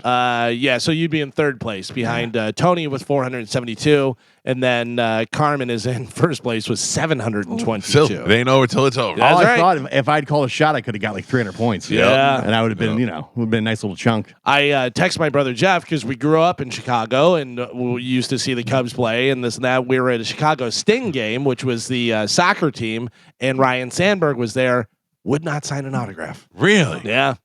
My brother, Why? that's what my brother Jeff said. He goes, I remember he wouldn't sign an autograph for us. I don't know. Didn't want you guys to Big open time- the time- seal. Once you got one autograph, he was like, "What did he actually say? No to you?" I said, oh, that's what he gets. I don't even remember, to Oh. be honest with you. I was You guys probably were pretty kids young. at the Yeah, time? yeah. Oh, kids, wow. Yeah. One sign for Yeah, kids. you know why? Because once you do, you're at a what was it, Sting or soccer? Soccer, yeah. You're at a soccer game. You probably taking your kids there. You don't want a million people asking you for autographs. You do it for the kids. Oh, I would do it. I saw a video of Aaron Rodgers. He was at that golf tournament a week or two ago with all the other NFL players, and a little kid takes a football and throws it at Aaron Rodgers, and then acts like he's going to throw it back. Aaron Rodgers picks up the ball and throws it the other way into the crowd. Oh, really? But here's the thing, and not Homer, because he's a Steeler now and everything. But I watched that. I don't know whether he knew where the football came from. Maybe not. Yeah, because it was like it rolled up to him and he like picked it up and then looked around and then threw it over there into the when the kid was over there and the kid's like, the view is from like I think probably the parent's phone and the kid's like this trying to get him to throw the ball back and he tosses it the direction and the kid starts to cry. Yeah, good for him. Like, oh man. Did you see Aaron Rodgers what he said about Terry Bradshaw? Because Bradshaw said he should go in the woods and whisper to the gods and all that stuff. And that it was a terrible signing and stuff. They asked him about it, and he goes, Terry Bradshaw's a legend. He goes, and I think he, only knows me from that stuff. What he hears about me in the ayahuasca trips and the, black room thing, whatever. He goes, I think if he got to know me, we'd be friends. And he goes, I have nothing but respect for Terry Bradshaw. Yeah, you can't say anything if it's a Steeler against Terry Bradshaw. No way are you winning that. So I thought that was the best thing he could have said. And Terry Bradshaw's going to love him, too, sure, as soon as he wins 2 games. Yeah. University of Colorado football coach Deion Sanders announced Monday that he underwent surgery to remove his bladder after the doctors discovered a tumor there. Sanders says since the surgery, there have been no traces of cancer, and he will continue to coach this season. Yeah, we thought that was going to go different yesterday. Everybody thought that he was walking away from Colorado. There were even sports sites that we have sources inside. They're saying Deion's walking away. He's going to, quit Colorado, and they all took their tweets back down. Yeah. Best of luck to him and his new bladder. Watching him walk around holding that bloody pee bag was pretty gross yesterday. Yeah. I don't need to see that. They put everything on social media, man. Oh, that was on the news. Yeah, but I think that was from his social media. Oh, yeah. He was down there fishing and turned around, picked up his pee bag, and walked off. That is pretty wild. TV. Speaking of pretty wild, I don't know do you know anything about WNBA that happened yesterday? No, I didn't watch. Well, I got a couple things that happened, but the first one is it was a tense third quarter in Sunday's WNBA, or I'm sorry, it was on Sunday, WNBA matchup between the Phoenix Mercury and the Washington Mystics. It took an unexpected turn when Phoenix star Kalea Cooper abruptly ran off the court after her wig was snatched off her head. You shouldn't be able to wear a wig while you play basketball. Isn't that wild? Yeah. And it was like a long wig too. Like, what are you doing wearing such a long wig and doing all that stuff? They all do. Who snatched it? One of the other players. They didn't do it on purpose. Oh. It was a situation where it kind of got caught up. Tangled. And that's how it happened and stuff. By the way, I have the video I'm sending you guys now. Joe has it on Bone TV there. But listen to the audio and listen to what happened during they're playing. Girl goes for the ball, whatever, catches the wig comes off. The girl grabs her wig, runs off the court immediately. If you look at the video, runs off the court, like holding the wig on her head, like, oh my God, don't look at me, don't look at me. And then listen to the situation, what happened in the crowd. Take a listen. Here we go. And now they have an issue with a fan. As the officials, as Phoenix's bench had an issue, they're having Alyssa Thomas and Nate Tibbetts point out which fan it is so that security here at Care First Arena can have that dealt with.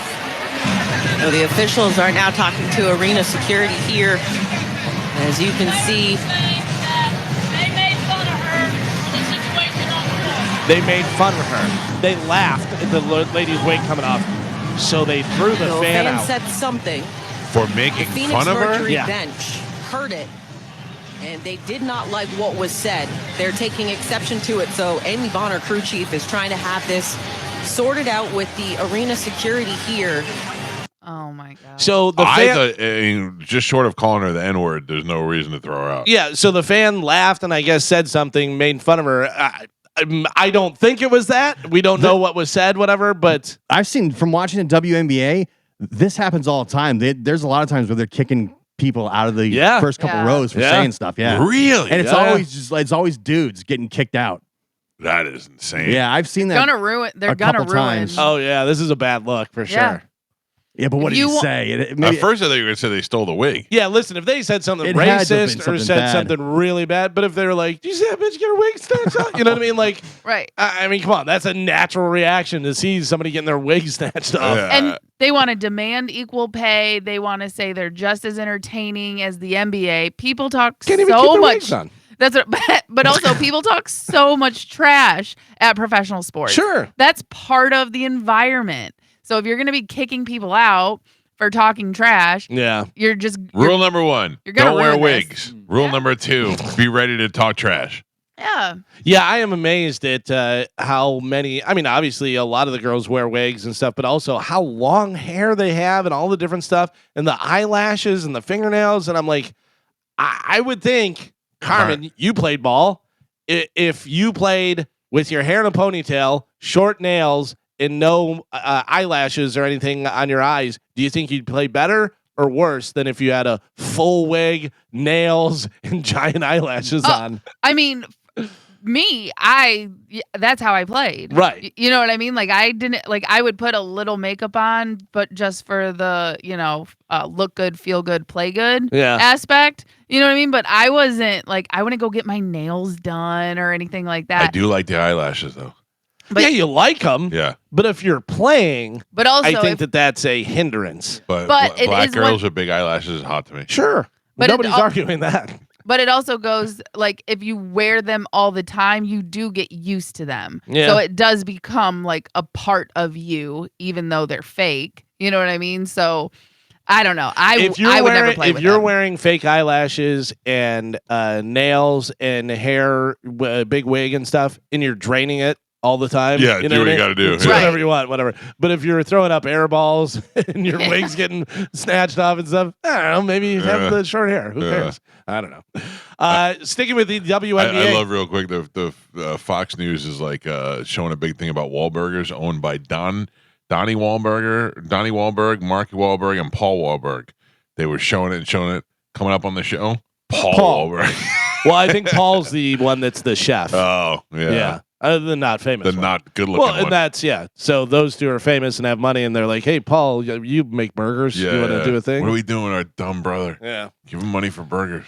Sticking with the WNBA, Michael Lewis, the 55-year-old man accused of stalking and harassing our sweet Cece, Caitlin Clark, was just sentenced to 2.5 years behind bars. Oh, wow. Yeah, the Texas native appeared in Indiana courtroom on Monday, and after striking a deal with prosecutors, he formally pleaded guilty to 1 felony count of stalking and 1 misdemeanor count of harassment. In addition to time in his cell, Lewis was ordered to have no contact with Clark and to stay away from Gainbridge Fieldhouse, Hinkle Fieldhouse, Indiana Fever events, and Pacers organization events as well. What a weird feeling that must be to know that somebody is in jail for Harassing and stalking you, yeah. Like to know that guy is there for at least 2 years, and in 2 years, every day he's in jail, he's thinking about you. Yeah. Oof. Scary. It is weird. He's a weird looking dude, too. I bet. Yeah. Hulk Hogan's 2009 memoir is back on the bestseller list. Oh. Yeah. You die and you get popular. It's kind of like the artist, you know? Yeah. Whenever you buy paintings and you're like, I hope this artist dies, so this becomes expensive and stuff. Yeah. This has been making the rounds again. Mike sent me the video. It is a drunk news lady, Heather Cover. She was on the news and apparently drunk out of her mind. She says it was because she was tired and she pulled a double shift and stuff. I feel it. Take a listen to her and tell me whether you think this lady is drunk or not. Here we go. Take a listen. And so moving on tonight is we have to tell you also, like other news that's happening in the area and across the, the area. In the area, across the area. Let me tell you about this. A 4-year-old girl is actually dead. Another man is clinging to life after shooting in Ohio. More than 50 million people across the country southeast are under warnings for excessive heat. And boy, don't you know that? 105 degrees in Texas today. I just spoke with my mother. That's what she's dealing with. It's a major heat wave, and it is It's just hitting everywhere. We're so lucky. It's only 80 degrees here. We are really lucky here in the capital region. I mean, let me tell you about that. These areas are reaching such areas. I mean, it's Houston, Austin, San Antonio.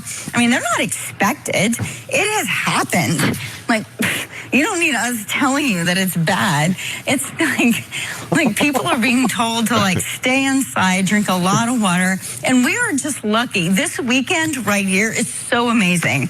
Meteorologist Craig Adams is right here with you. Sorry, Craig Adams. Why did I say that? Of course, clearly, like here, we're taking a live look over downtown Albany, and of course, just like me, meteorologist Craig Gold is working a double shift, and so he's in, and we've been tracking this, and we've been talking about just guy. Like what it's been like across the country and the different reasons that why it's so hot in other areas, and we're having really nice weather here. So let's get over to Craig Gold.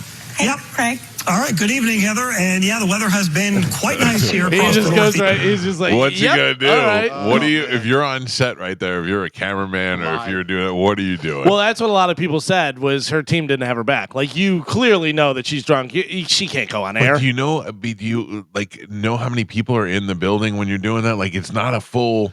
It's not a full team anymore. You at least have a producer. You have somebody there kind of running before the hand. I like when we're in here in the morning, we don't really talk to each other. We say hello and that's it. I could be smashing, you wouldn't know. Yeah. Carmen. Yes. How many times would you say that you've done the show and you've been drinking? Actively drinking only when we did like drunk parties. How many times have I come in hungover? That's still a different story. Still a little buzzed. Hungover. I've never like drank before I came. No. I didn't mean that. I didn't mean like you were drinking in the morning, but I mean like leftover drunk. Oh. I mean, when I was living in Plant City, that was basically, every day. Yeah. By the way, this lady, so she had that incident, and then I guess a couple of years later, Heather Cover was arrested in College Station. According to court records, she was drinking margaritas in a restaurant when she got into an argument with her boyfriend over the relationship issues they were having. They went back to her apartment where police said the fight turned physical. Cover punched him 12 times in the face, bit his left arm, and scratched his other arm. He suffered a bloody broken nose. Oh, that's great. Is in the area. Let me tell you about the area. It's happening in our area. It's 105. Yeah.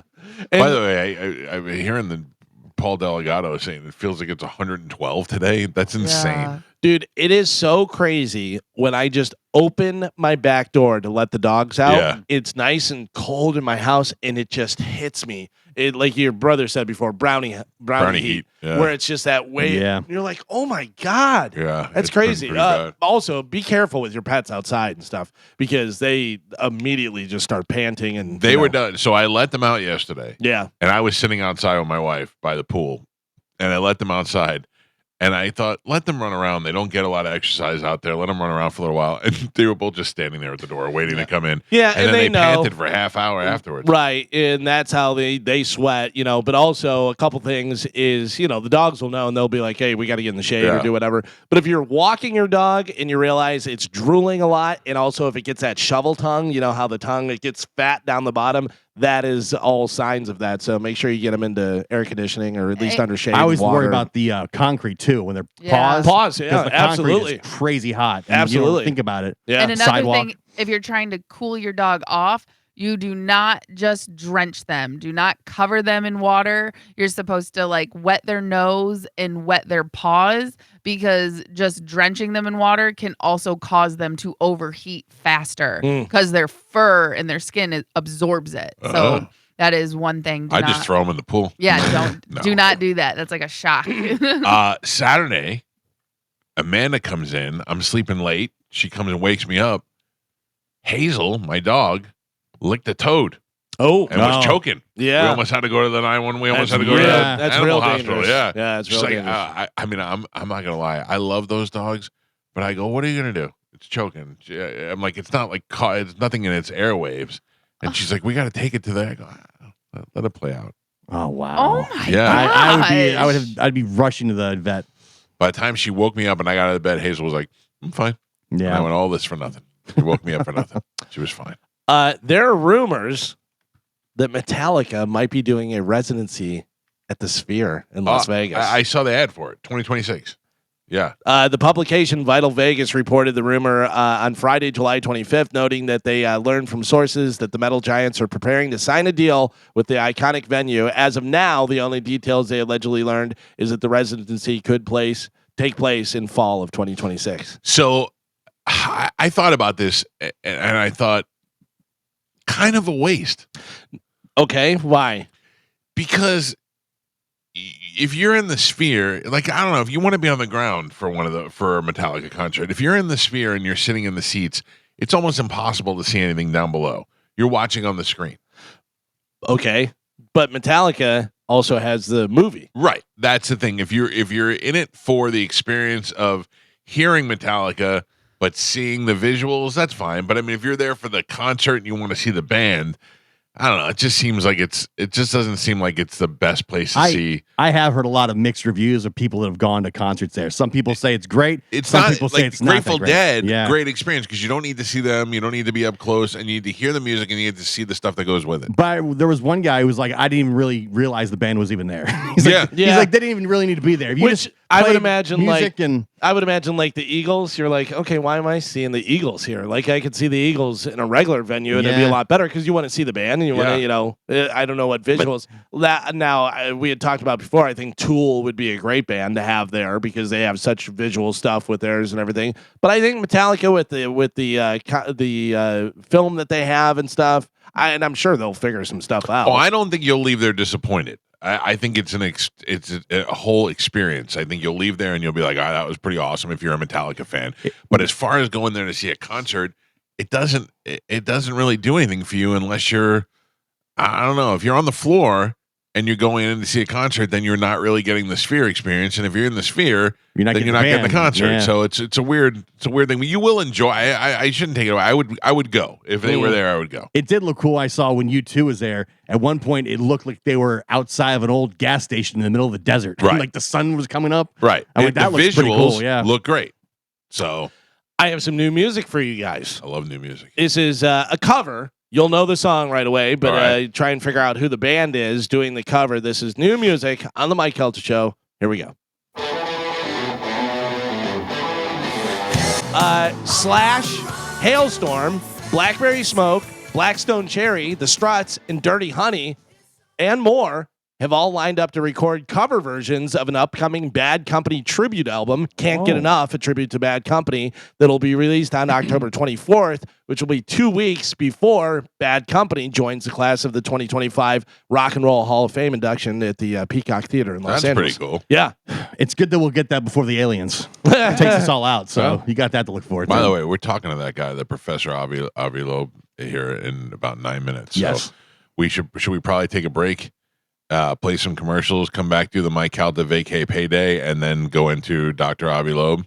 Okay, well, one more story before, Yeah. and then I'll tell you also what's coming up. So Eddie Murphy says he's going to star in a new Pink Panther movie. Stop. Yeah, stop. Oh, Steve Martin, terrible. Yeah. Eddie Murphy, don't do that. Make your own movie. Come with a new idea. Make your own movie. You know Eddie Murphy's in a movie right now with Pete Davidson? Yes. Yeah. Yeah. Nobody cares. No, not at all. Might be too late for Eddie Murphy. And then speaking of terrible movies, Happy Gilmore 2 came out on Friday. If you haven't seen it and you're wondering how it stacks up against the other Adam Sandler movies, Rolling Stone ranked Adam Sandler movies from best to worst. We have the top 20, All right, we'll get which into we all can that. weigh in as well. Yeah. Yeah, I watched it yesterday. It stunk. Yeah. It stinks, right? Yeah, I, Yeah. laughed, I laughed a couple times. Exactly. But it was exactly what you thought. But yeah, overall, it kind of stunk. Maybe you can cram more cameos into it. Yeah. Some of it was like it was too forced. The cameos were forced, and too many non-actors trying to act that couldn't act. And Someone broke them down, and there was like 74 or Yeah. 75 Yeah. cameos. Unnecessary. Yeah. Yeah. Yesterday on the show, I opened this program by talking about this story that was finally in the New York Post, but had been floating around on the internet for a couple of weeks, about a giant, massive piece of rock, we think, that is the size of Manhattan, that is traveling at 135,000 miles per hour, and it's on a trajectory to leave one solar system and enter ours and arrive here in the Earth's atmosphere around November of this year. why we aren't freaking out about it, I don't know why, but I'm very concerned, and so is Dr. Avi Loeb, who is a professor of science at Harvard University. You may have heard of them. He is also a New York Times best-selling author, and he wrote a paper about this and why he thinks this may actually be an alien ship coming here to take over Earth. Me and the other smart guy will talk next when we come back. It's the Mike Calta Show. This is 102.5 The Bone. And I'm very honored to talk to Dr. Avi Loeb from Harvard University, who is joining us this morning. Doctor, I have, correct me if I'm wrong. You were on vacation in Aruba with your wife, but still were so disturbed by your thoughts that you decided to write a paper while you were on vacation. Is that correct? Yes, that's definitely correct. Why is it that I seem like the only one as concerned as you are? No, finally, I felt like when the New York Post wrote about it yesterday, and they're even still a little, they'll do it for the buys. But I mean, when the New York Post wrote about it, I was like, finally, people are catching on to this. I mean, this man is telling us that there is something that potentially could be dangerous to us on multiple levels.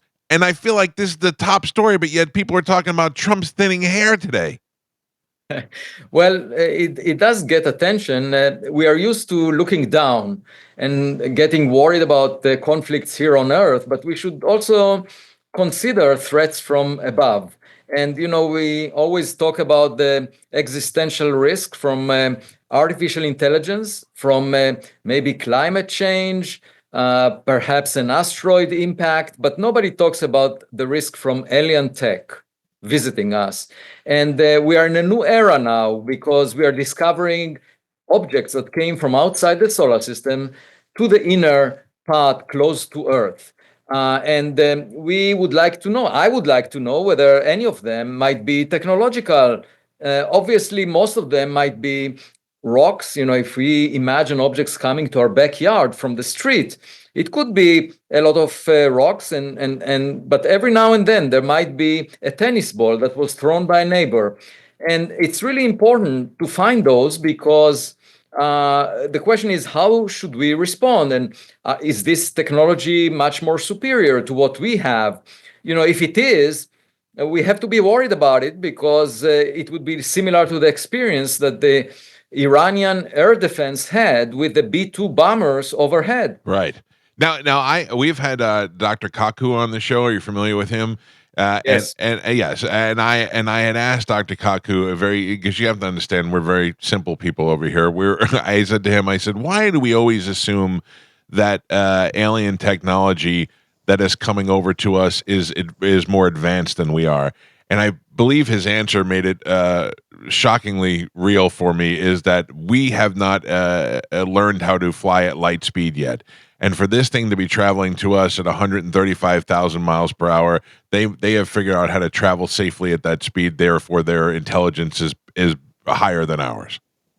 No, that is not a correct answer, actually, because well, first of all, because traveling very fast, close to the speed of light, is risky. There are lots of, there is a lot of dust in interstellar space, and if you impact it close to the speed of light, it's more, the amount of energy released per mass that you intercept is more than a nuclear explosion. It's really risky to do that. I chaired a project that was designing a spacecraft moving at a fifth of the speed of light. And believe me, to get to the nearest star, you may do it, but across the galaxy, it's very difficult because of everything you impact along the way that will come at you at a very high speed. But it doesn't require the speed of light. In fact, if you ask where would Voyager be in 1 billion years, it will be on the opposite side of the Milky Way galaxy. Our own technology, rocket technology, allows you to travel throughout the Milky Way galaxy, the entire galaxy, in about 10% of the age of the Milky Way galaxy. So, and most of the stars from billions of years before the sun. There was plenty of time for any products of technological civilizations to reach us by now. The sun, we are late to the party. The sun formed only in the last 1/3 of cosmic history, and there might have been much more accomplished civilizations before us. And, if we see something entering our backyard, it may be from a highly developed civilization. We sent out probes like Voyager, Pioneer, New Horizons that are making their way out of the solar system, and they will exit the solar system, the outskirts of the Oort cloud, in about 10,000 years. At that point, they will not be functional anymore. They would be just space trash. Right. We were not ambitious enough yet to send out devices that will be functional as when they reach other stars. That requires a civilization to be far more advanced than we are and more ambitious, and we are routinely thinking about what happens close to us, but we don't think about the long-term future of humanity, going to the stars and, making sure that we will never disappear, because if we send out a lot of settlements in many different places, then even if a catastrophe occurs in one of them, we are guaranteed to maintain our sort of tradition of human intelligence. So we have not been that ambitious, but if someone gets to our backyard with functional devices, it means that they're more advanced than we are, because they did it already. Sure. We didn't even dream about it. And in that sense, we can learn from them. But, the risk is that you could imagine a friendly encounter or a hostile encounter, but even a friendly encounter might be in the form of a Trojan horse that looks friendly, but then brings something that you don't expect. So we should be suspicious. Now, there is no organization right now that worries about such threats. And, I think it makes sense to establish it, because there is a new observatory called the Rubin Observatory in Chile that was just inaugurated a few weeks ago. And it will use a camera with 3.2 gigapixels to survey the southern sky every 4 days. And it should discover an interstellar object every few months. And, there will be more than 50 of them probably discovered over the next decade. And we should just check whether each and every one of them is natural and not a technological object. There should be an organization that includes policymakers that decide what to do. And then, there should be a risk scale similar to the Richter scale that we use with earthquakes to assess the risk. But how would we assess the risk if we've not had any experience with it before? I mean, how would we even imagine what it could be? Oh, no, you don't need to imagine. Okay, so you just need to check whether it looks familiar. If it looks like an asteroid, like a rock, if it behaves like a rock, sure, then it's a rock. If it has a plume of gas and dust around it, like a comet, then it will be cataloged as natural. So in such an organization, you need comet experts that will tell us this one is 0 on the scale of risk. Well, where do you stand with 31 Atlas? Why is this one particularly? So 3i Atlas was strange in my mind the minute I heard about it, because it was discovered at a distance of 4.5 times the Earth-Sun separation, and yet it was discovered with a telescope that is only half a meter in diameter. That's the kind of telescope that some amateur astronomers use. And the reason is because it was relatively bright.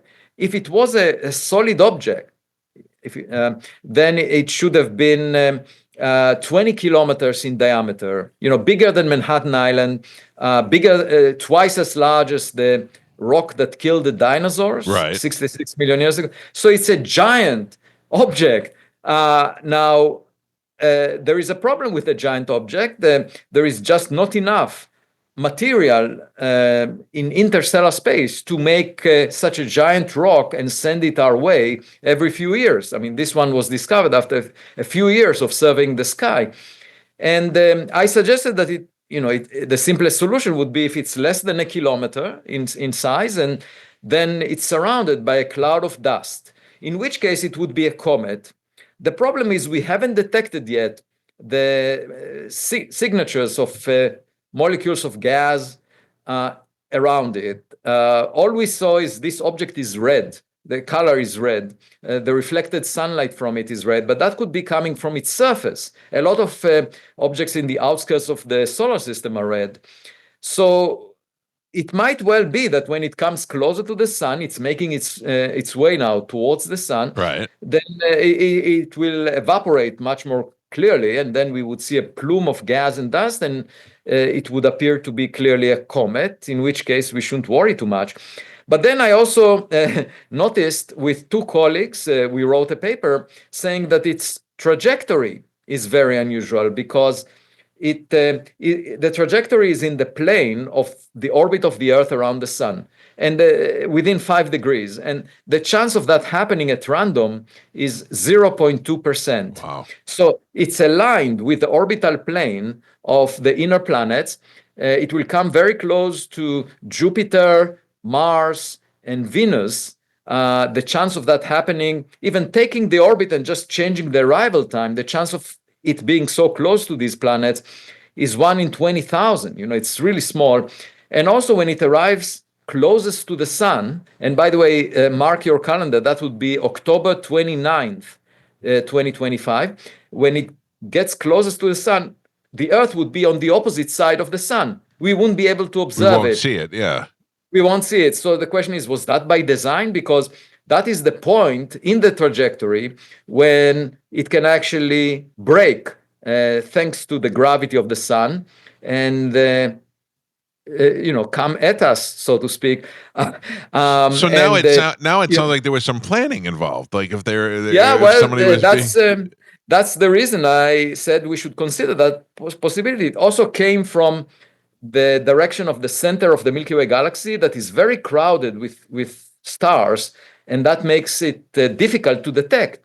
And if you wanted to hide yourself, that would be the direction you come from. So I said, let's monitor it. If it doesn't come out from the other side of the sun on October 29th, after October 29th, perhaps the stock market will crash. Yeah. I got a text message from a fan that said, I traded options against the volatility of the market that will expire on October 29th, 2025.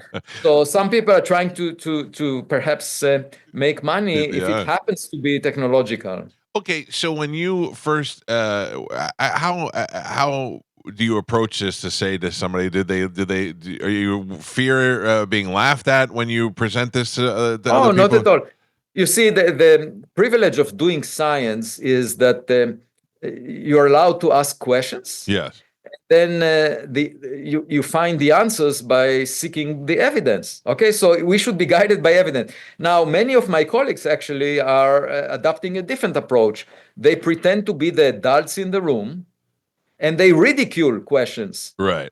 That's not professional. That's anti-science. Science allows all questions to be asked, and then the way for us to figure out the correct answer is by collecting data. So my goal was to encourage observers to get as much data as possible about this object, because the worst we can do is ignore it, as in the case of a previous object, Oumuamua, that was very unusual. If we get a lot of data, we will figure out what it is. If it looks like a comet, it's natural. One thing that I learned from history is the Vatican put Galileo Galilei in house arrest when they didn't like his assertion that we are not at the center of the universe. Right. If they were taking a different approach of looking through telescopes to prove him wrong, then they would have corrected themselves much earlier. It took them 350 years after his death to announce in 1992 that he was right, that the Earth is not at the center. But if they were to look through telescopes to prove him wrong, they would have retracted their claim long before that. So I really want to encourage anyone that wants to prove me wrong to just collect as much data as possible. Because in that case, if there are anomalies, you won't be able to shove them under the carpet of traditional thinking. Are you convinced in your studies that if there is another civilization that is making their way here, their intent is most likely hostile and most likely to take our resources? I mean, is that the only reason they would come here? No, if I had to guess, I would say we are not that significant. We keep thinking that we are at the center of the universe, that if they come here, they will really care about us.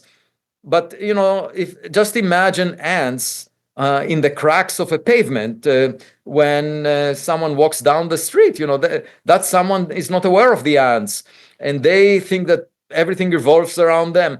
I see us in the same way. We are self-centered. We keep thinking that everything is about us. I had a visit by a group of religious scholars from the organization Christianity Today. Right. They came to ask me, what would happen if we discover extraterrestrials? How would that affect their religious beliefs? And I said, look, I have two daughters. When the second one was born, it didn't take away any of my love to the first one. So imagining that God can attend only to one civilization is very limiting. It's as if you imagine that a parent can take care only of one kid. Yes. And also, it kind of shows you how selfish some religions are to really assume that that is their main concern, is how it's going to affect their religion. Yeah, we are very self-centered. That's my conclusion. And looking up requires some sense of humility. We are not that great. There is room for improvement. And one reason that I'm seeking higher intelligence in interstellar space is because I don't often find it here on Earth. It's very interesting, and I'm glad we had the opportunity to speak with you. I didn't feel like we were smart enough to have you on the show, but I appreciate you. Oh no! I mean, by the way, I was born on a farm. I think of myself as simple-minded. I'm just not willing to surrender to the pressure of traditional thinking. I think thinking outside the box and innovating in science is really important, and especially because the public cares about it. We have a carpenter that is fixing the porch at my home, and he came to my wife and asked her about the latest news on my research, without me knowing him. Also, when she went for an oil change, the person, the auto mechanic, asked her about my work, seeing the last name. And to me, it illustrates the fact that this subject is of great interest to people. I feel much more comfortable with non-professionals, because people in academia, lost their contact with the public, and I see as our duty as scientists to address questions that are of great interest to the public. Well, I am certainly very interested in it. I had started reading this back in early July, and right away when you read it, you kind of blow it off. I don't know enough about it. But then when I followed your story and your paper, and I said, why isn't everyone talking about this? Even if it turns out to be nothing, to be a comet, we absolutely should be paying attention to this. Exactly. I think so as well. It's just that we are really obsessed with what happens around us. Yeah. Because it happens around us, so it takes our attention. But, we should be better than that. And there is much more real estate beyond the Earth, and a lot of things are happening out there. I'm really curious to know if there is a smarter kid on our block, and what can we learn from that kid. I am too. I am we too. should approach it with a sense of humility. My hope is that it will bring good to humanity, to Earth, sort of like a messianic time when we would realize that everything we've been doing until now was just a waste of time, that there is something much bigger out there. Yeah, until you compared us to ants in the crack, it made me feel very vulnerable when you said that. But the reality of that is very true. If people want to find out more about you, what is the best place for them to go and research you and the 3i Atlas? So every couple of days, I post an essay on medium.com. So you just search for Avi Loeb, Loeb, AVI-Loeb, .medium.com, and you would see my essays. Actually, this morning I posted a new essay saying that there is a spacecraft called Juno that was launched a while ago to study Jupiter. It's in orbit around Jupiter. They were thinking of driving it to plunge into Jupiter's atmosphere because it's the end of the mission now in September 2020, just within 2 months from now. And I calculated with my collaborators that if you just fire the engine and give it a boost of 2.7 kilometers per second, it could actually intercept 3I Atlas when it comes closest to Jupiter around March 14th, 2026. So there is an opportunity to rejuvenate Juno, and because it was anyway, planned for destruction, and so we can use it to actually intercept 3I Atlas and learn much more about it. That would be amazing if done. And NASA has to look into. I hope that they will look into that and fund such a change in the objectives of Juno before the end of its life.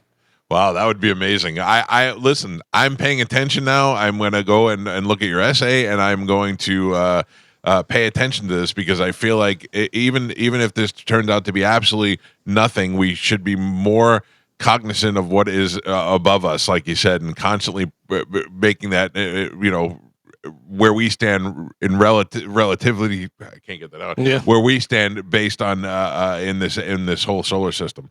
Exactly, which is our neighborhood. You can also think of it as a way of making money if you happen to recognize something before other people do. Dr. Loeb, thank you very much for joining us on the show, and we'll continue to keep an eye on 3I Atlas. Thanks for having me, Mike. Thank you, sir. That was great. There you go. Dr. Avi Loeb. Man, he knows the numbers. He's got it all broken down, which is crazy. Well, he's a real scientist. Yeah, this is what he does. What I was trying to say, I couldn't get it out, was that where he really put it in perspective about why it is that when we're sitting here wondering why we can't find aliens and other civilizations. Maybe they don't care. They just we're ants in the crack to because we're so insignificant. Yeah. They don't care. When you think how big the galaxies could be, that does make a lot of sense that we are just nothing. Well, I mean, I saw a thing the other day, and it showed, I don't know, it's kind of pockets of light, and they were different galaxies. And I thought, we have never find out what's over there. We'll never get that far. We'll never be able to travel. We'll never get to see. The idea that this thing coming here could be something. I understand now what he is saying. I understand a little bit more than him saying, "Oh, my aliens are coming." What he's saying is right now, the position that this thing is in, it doesn't seem like it's anything more than a rock. But the idea that it launched from the center of the universe and that it is going to be hidden behind the sun. I mean, there's some factors to take into consideration here to think that this might have been planned. Not even if it's an attack, but if it was a planned mission from somewhere. And that he said, how did something that big get that big out there? Right. Like there was not enough to gather to make it that large, which kind of throws up a red flag. Yeah. I don't know. I find that stuff to be very interesting. Even if it doesn't mean aliens are coming here on Thanksgiving, it still means that this thing is out there and we don't know why. By the way, the reason he knows all the numbers and knows all that different stuff is he received his PhD in physics when he was 24, which was like 40 years ago for him. Yeah. I was doing beer bong. Exactly. Yeah. 24 and grew up on a farm. Yeah. Jeez. I don't know. I feel dumber now having listened to that. Well, it's interesting because he can speak to you where you don't feel right. Dumb. You know what I mean? I don't feel it. But it's the whole time I just thinking I am not a smart person. All I could think was when they making this into a movie with the alien attack that Christoph Waltz was going to play him. And what about the thing, basically Armageddon, where they can use the rover to try and blow move the it, comet, knock it, yeah. And then the most important thing that he said was that when I asked him if people laugh at him, and he said I don't care if people laugh, and it's a good thing about science is if you're not asking the questions, then nobody's ever going to discover anything. If you're not willing to put your balls out there and ask the questions, then nobody's going to know. And he's not screaming that aliens are coming. He's saying that there's You're something. screaming that aliens are I'm coming. screaming that aliens are coming. He's screaming that there's something suspicious about this giant rock that's traveling at 135,000 miles per hour towards Earth. And we should ask more questions about that. Yes. Yeah. See whether there's a propulsion or whether it's just a rock coming through. Yeah. I don't know. What do you think it's going to be at the end? Rock. Too big though. Not too big for me. Big rock. No, but he's saying too big to be made in space. How does he know?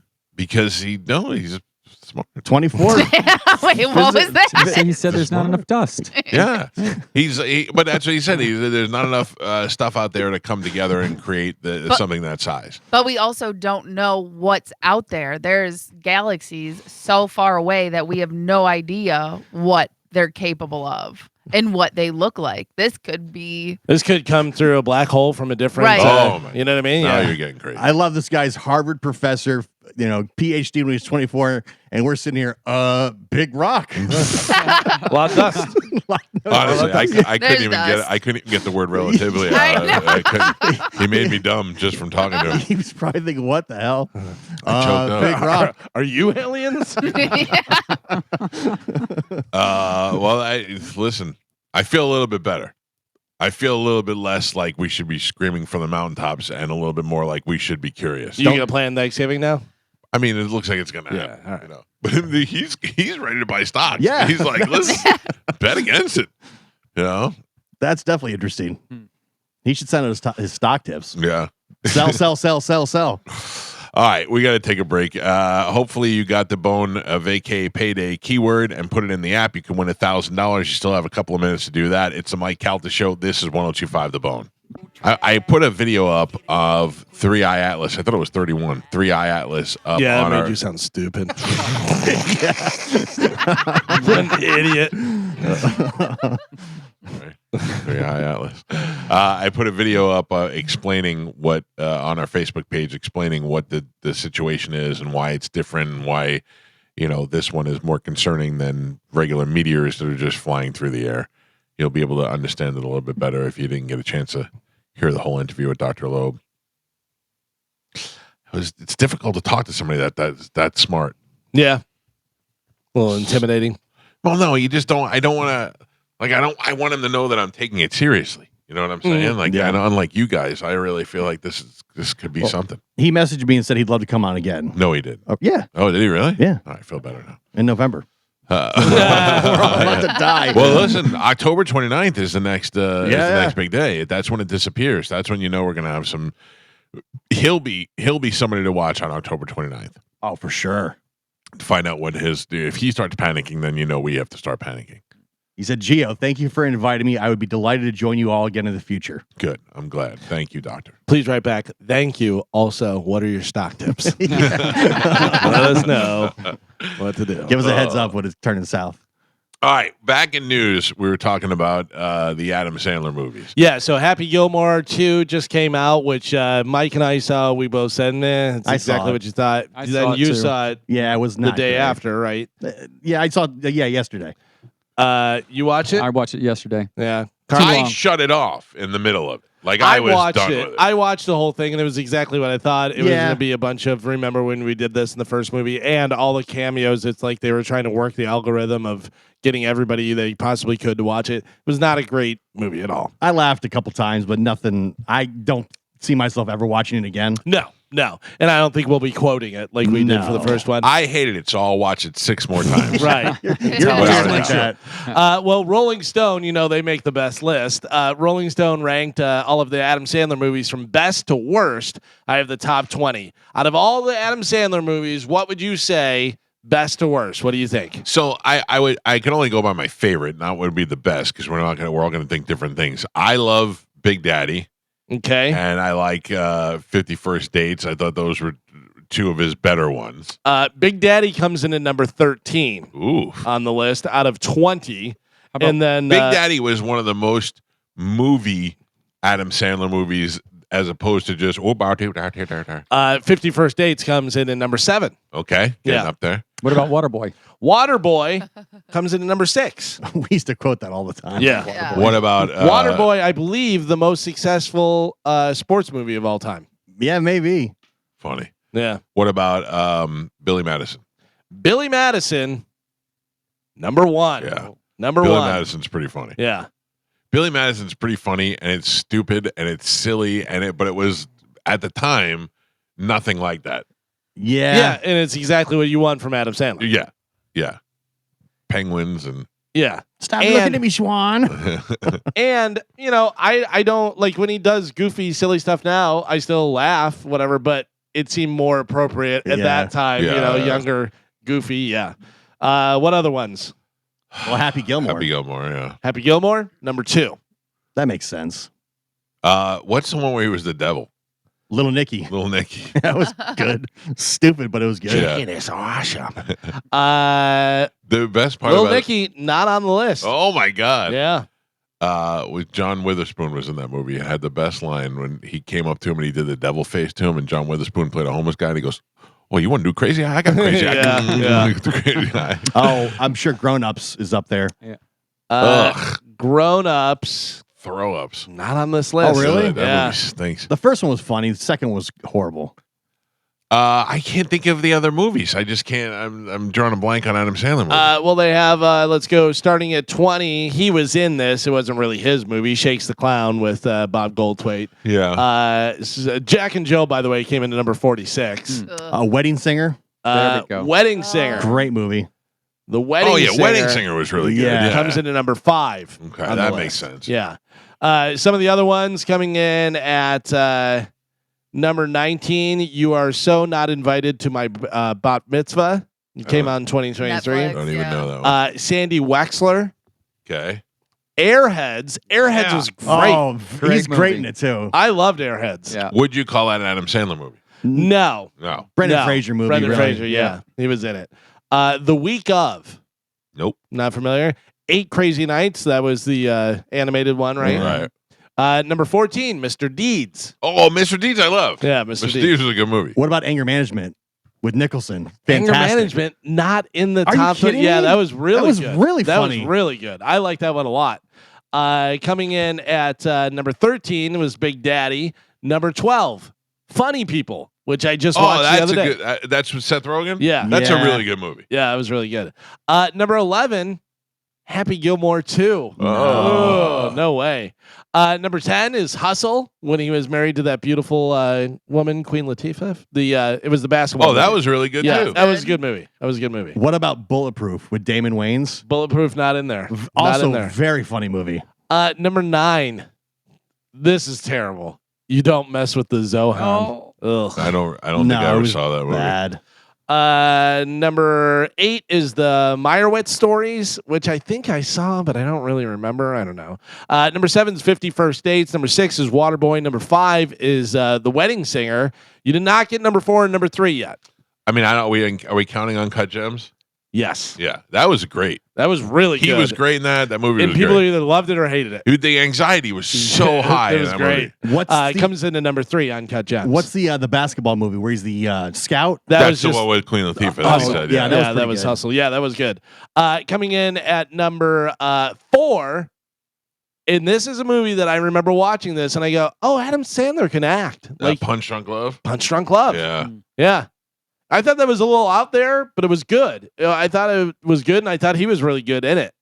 Punch Drunk Love, number 3. Yeah, I don't know if I saw it enough I can remember enough to really make a decision on it. I don't remember. I remember everybody saying that he was a good actor in Yeah. it, but I thought he was so good in Uncut Gems. Yeah. He was so good as an actor in that, and that story was good. And I mean, the whole time I watched that movie, my butthole was clenched. Yeah. I was like, this is, and then the way it ends, you're like, oh, what just happened? Yeah, for that's sure. a great movie. Number 2 is Happy Gilmore. Number 1, according to Rolling Stone, the best Adam Sandler movie is Billy Madison. I'll never forget Billy Madison. So, Billy Madison was the first time that I ever saw a movie on a bootleg DVD. Oh, yeah? Yeah, I don't even remember what year it was. 94 maybe. And this mob guy that I worked with, Gary, he was like, "You get these DVDs," and he goes, "You're not gonna like this one, stupid." I go, "What is it?" He goes, "It's Adam Sandler, Billy something," and I go, "Oh yeah, it's Billy Madison." He goes, "Dumbest thing I ever saw."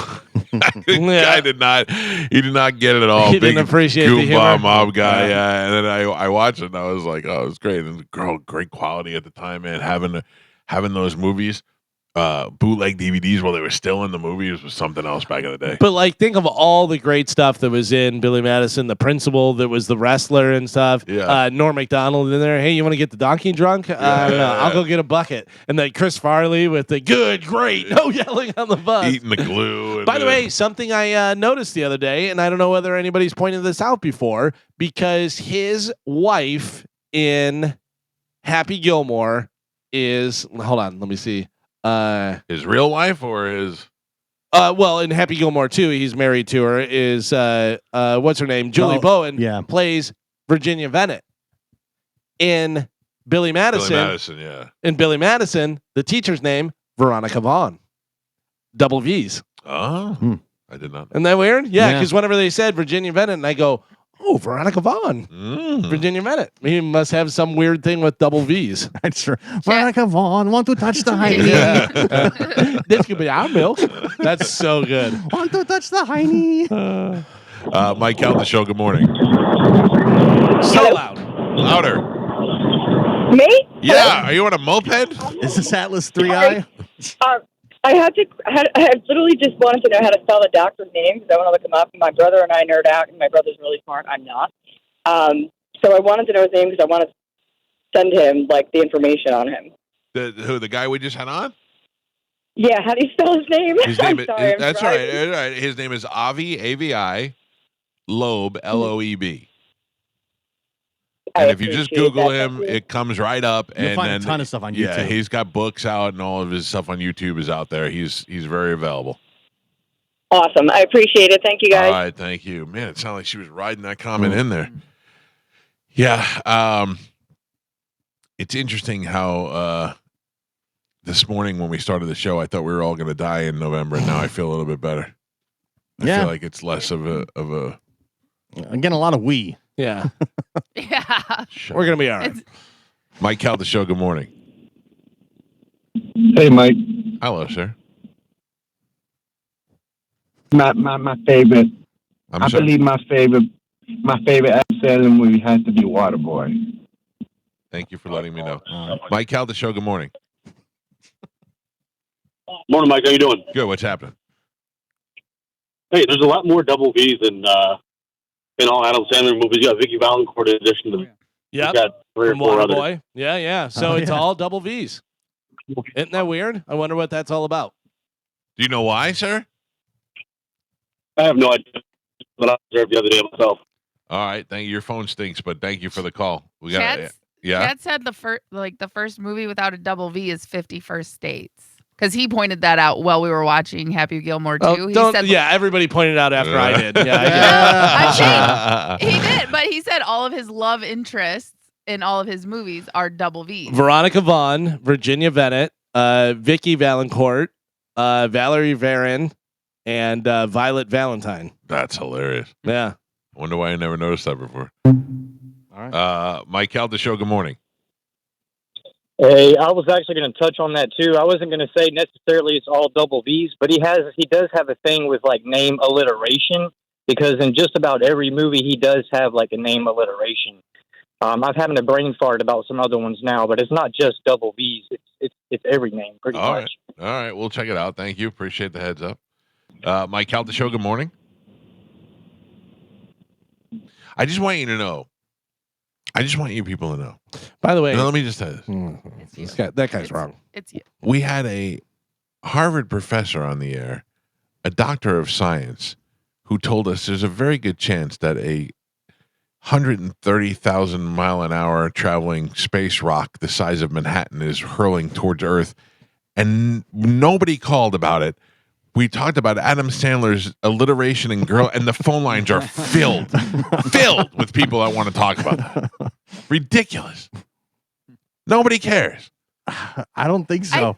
I think it's just we know we can't do anything, And also, like Professor Loeb said, we are very self-centered because we can't see it, we can't touch it, it's not in our realm yet.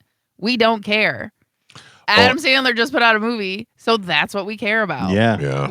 We're so small-minded that we only really care about what's in front of us. This is true. I mostly care about me. That is true. We know. By the way, back to the double V's.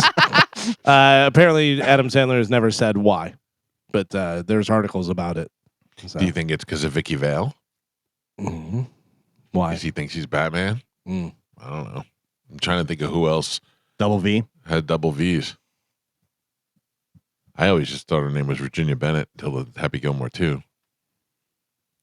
Anyway. How is it that Julie Bowden looked better in Happy Gilmore 2 than she did in 1? Isn't that wild? Oh, yeah. I mean, she really does. She looks way better.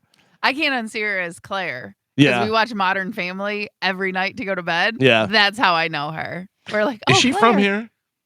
No, I don't think so. For some reason, my son is friends with her son. I don't know how they know each other. Mike Calta Show, good morning. Good morning, Mike. Hey, Gio, I want to say you suck, but you got you. Why is Gio? Why is Gio suck? I agree. I'm with you guys. I'm glad Gio got the points for Sandberg because he's my favorite player ever. It's sad to see him go. Oh, it's not Gio's fault, though, sir. He didn't give him the prostate cancer. I did not. Thank you. Okay. Mike Calta Show, good morning. Can that comment hit us now? Hey, what's going on, Mike? How you doing, sir? Not too bad. I think there's probably some audience members that have never heard of the movie Shakes the Clown. You need to check it out. It's the funniest movie ever. Yeah, we've talked about it before. That's the Bobcat Goldthwait movie. I haven't seen it in so long. I don't even remember. But yes, everybody seems to like it. Yeah, the bad guy is the guy who does the SpongeBob voice. It's great. Tom Kenny. Yeah. All right. Thank you for the reminder, sir. Mike Calta Show, good morning. Hey, I don't know if anybody said it when I was on hold or whatever, but the double V thing, if you watch Waterboy, his girlfriend's name was Vicky Valancourt. Yep, we did get that. Thank you. That's where it came up. Literally listed them all. Nobody asking about the meteor. Mike Calta Show. Hey, good morning, crew. And Gio, you're awesome. You don't suck. What about the Happy Gilmore 2 made you guys hate it? I didn't hate it. Yeah, It was just it didn't need to be made. No. There was nothing redeeming about it. All it was, hey, remember when we did this, and then jammed a bunch of cameos in it. Like what made you? Did you like it?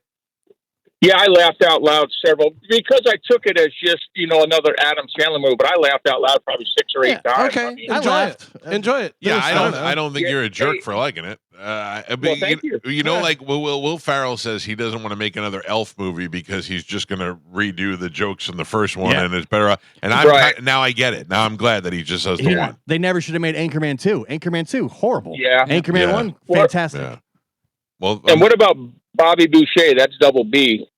That's true. Yeah. All right. Thank you. But also, it's like Eddie Murphy saying he's going to do the Pink Panther. It's like, stop it. Yeah. Pink Panther was perfect. Like I don't recall. I remember Peter Sellers was good. Yeah. Peter Sellers was great. Right, but like the Pink Panther itself was not. It was Peter Sellers who was so great. So without Peter the Sellers, police inspector was fantastic. The what? The police inspector, the chief, whatever. I mean, there was a lot of good stuff in there. There was a lot of he's great. Yes, I love Peter Sellers. So that character, though, what I'm saying was perfect. Like nobody's gonna beat Peter Sellers playing the Pink Panther, playing Jacques Cousteau now I can't even think of his name. I said Jacques Cousteau. Clouseau, yeah. So make an original movie.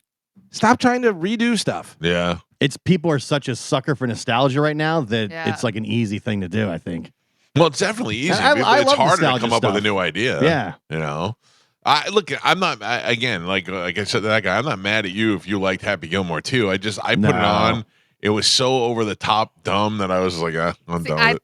See, I thought it was exactly what it was going to be. So I was not disappointed. It was it was exactly what I thought. I was hoping it'd be better, but I knew pretty much what it would. Yeah, was it gonna wasn't be. bad. It wasn't great. It's not a movie They all you're suck just like gonna that. put on. Right. It also makes me think now that I should just go find movies that I like and write a second one that's basically the same as the first one. And go, there you go. Yep. Just Like- turn. Where do I turn this in? Dumb and Dumber 2, horrible. Coming to America 2, horrible. Anchorman 2, horrible. Dumb and Dumber 2, spelling the 2 wrong was the funny part. That's great. Yeah, That was great. And I love Dumb and Dumber. So good. Yeah. By the way, Dumb and Dumberer, the other one that they Yeah. made with the prequel where they were in high school, the movie itself, whatever, blah, blah, blah.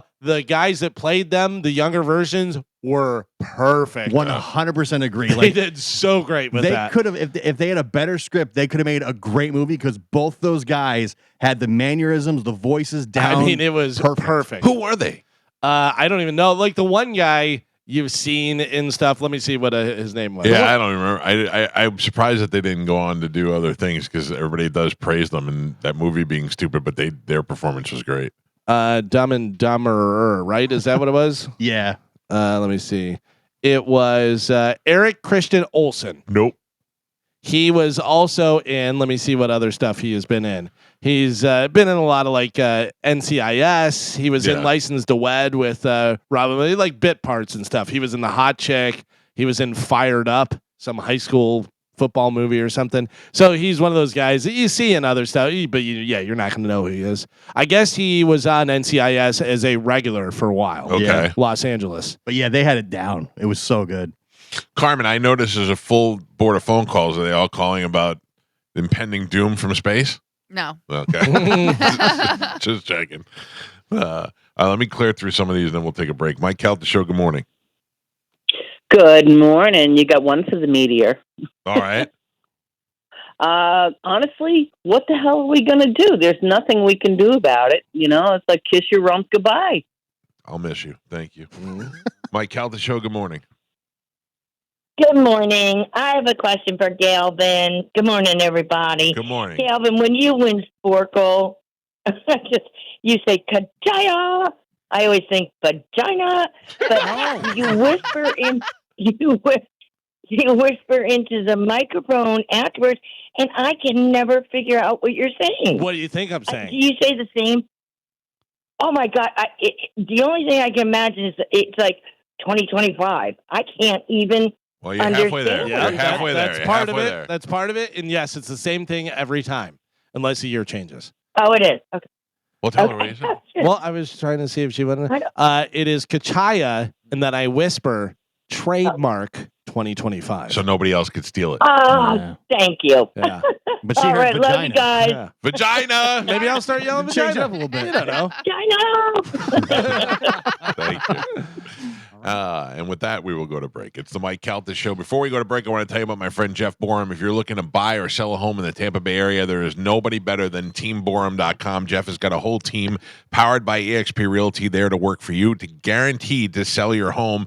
And if you're thinking about selling it and you need it to move quick, that is what they specialize in. All you need to do is go to teamborum.com. You can Google Borum, B-O-R-H-A-M, and it comes right up. And let Jeff and his team sell the home for you. They do marketing and advertising that gets it in front of the most eyes, and people get a look at it, and then they get interested in it. Then they start bidding it up, and before you know it, you're getting the most money that you ever thought you're going to get for your home. That is what you want, and that is what Jeff and his team can provide for you. And if you're looking for some place to buy, find the home of your dreams, you could also go to teamborum.com, look at some of the listings that they have on there. And Jeff lives right here in the Tampa Bay area. He is from this area. He lives in this area. His office is in this area. That's why he knows this area better than anybody else. To buy or sell your home, teamborum.com, and tell him you heard about it on the Mike Calta Show. We'll take a quick break. It's 102.5 The Bone. I'll grab your phone calls here in a minute. 800-771-1025. Did you see Leno and Letterman are back fighting? Oh, are they? Have you What, seen over this? Colbert? or Over what? Colbert, No. yeah. And Letterman, not the side that I think that I would be on. Yeah, but I think he was always bitter against CBS and stuff anyways, so he's going against them. But why would he be bitter towards CBS? They're the ones that gave him the home when he was getting screwed. I know, but he always seemed like he was fighting with them. They wanted to do stuff they wouldn't let him do or whatever. I was watching it yesterday, and Jay Leno is like very common sense about, when you pick a side, you're going to alienate the other side. Your best bet is to make fun of everybody. which I appreciate as a comedian. I want a comedian to make fun of everybody. I'm not looking to you necessarily for political advice. I get that from everybody all during the day. It's the weird thing is like I feel like the late night hosts always made fun of the president, whoever was the sitting president. But then they like people like Jimmy Kimmel started making like serious political statements instead of making jokes, and that's the big difference. I don't know what. I guess was Kimmel's kid sick or something along those lines. Yeah. I think his kid was sick, and thankfully he had access to coverage and medication, and I think that's maybe what got him soft. Why he became so vulnerable. I don't really know what about that situation did that to him, but I don't know what. I mean, maybe that's why he felt like whether it was healthcare cost or what. Yeah, I don't know. Yeah, he was just sympathizing with other people in the country, or I don't really know what his deal was. It's interesting with all this stuff going on with Colbert, and there's a lot of writers that are like, "Hey, we didn't do anything wrong, but write better stuff, whatever." I mean, ultimately, I guess he has the say in what he's going to do and everything. But with all this late night stuff coming up, did you see the clip, the old clip of Johnny Carson talking with Mike Wallace? Yeah. Carmen, I just sent that to you. I don't know if you can pull it up or not. But it makes the most sense. It is really interesting to hear. And this is Johnny Carson, and this looks like it's from late 70s. Yeah, and this is a guy who went on to do it for, 33 years? Yeah. At the top of his game. Yeah, take a listen. People say he'll never take a serious controversy. Well, I have an answer to that. I said, now, tell me the last time that Jack Benny, Red Skelton, any comedian, used his show to do serious issues. That's not what I'm there for. Can't they see that? But you're not. Why do they think that just because you have a Tonight Show that you must deal in serious issues? That's a danger. It's a real danger. Once you start that, you start to get that self-important feeling that what you say has great import. And strangely enough, you could use that show as a forum. You could sway people, and I don't think you should as an entertainer. People say he'll... That's it. I mean, and that's, I think, what it comes off, especially with Kimmel and Colbert, is, who are you? What are you telling me? You know what I mean? Like, they come across as like, oh, I know better than you, and blah, blah, blah, and you're an idiot, and this is how it is. Yes. No, that's your opinion. Especially Kimmel. That's why especially during election time, I say so many times on the show, don't listen to me. I went to Pasco Hernando Community College for like 2 years. I don't know nothing. Don't listen to me. I'm going to tell you what I think, and I'm going to tell you my opinion, and you may think he's got a good point, or you may think he's a moron. I'm going to do the opposite of what he says. That's fine. That's what you should do. That's basically what Leno's saying. It's no matter what, once you pick a side, you've divided your audience. Yes. So half your audience is like, this is great, he's speaking out. The other half is like, you're an idiot. Why do that? Why just not stay in the middle? I love to be able to come in here and say, hey, did you see what Trump did? He lowered the gas prices to $2. And then the next day to come in here and go, did you see what that fat moron said the other day in Scotland? I mean, like, just to be able to just talk about what's going on in the news and how you feel one day as compared to the next day. Do you remember back whenever they asked Jordan about why he didn't get political and why he didn't do this and that, whatever, and he goes, Republicans buy shoes too. Yeah. And they were like vilified him for it and stuff. You're a businessman. You're not some role model. Just because you're great at something doesn't mean you can tell people what they should do. Obviously, he has the platform for it, and so do the talk show hosts and stuff, but that doesn't mean you should do it. If I'm a business owner, I'm not putting out anything political. I'm not putting pro-Trump. I'm not putting pro-whatever. No. Because somehow you're going to piss off somebody. Right, you're going to piss off somebody, but also you can gain traction and you can get new clients from that depending what your Rob business Schneider. is. Yeah. Oh, yeah. You know what I mean? Like there's a lot of people that benefit from sharing their political views. Yeah. I mean, it's really how depends on what you're doing, I guess. Right. But most of the time, the country's divided pretty far right down the middle. Yeah. So it's like you're gonna piss off half the people, and everybody's money's green. Yeah. Why even do that? Let me go grab some of these calls. Eric, good morning. You're on the Mike Calta show. What's up, Eric? Hey, so I just saw online that Dr. Loeb was a big fan of Gilmore, decided to name the comet Veruca Valentina. How did you think that was going to go? All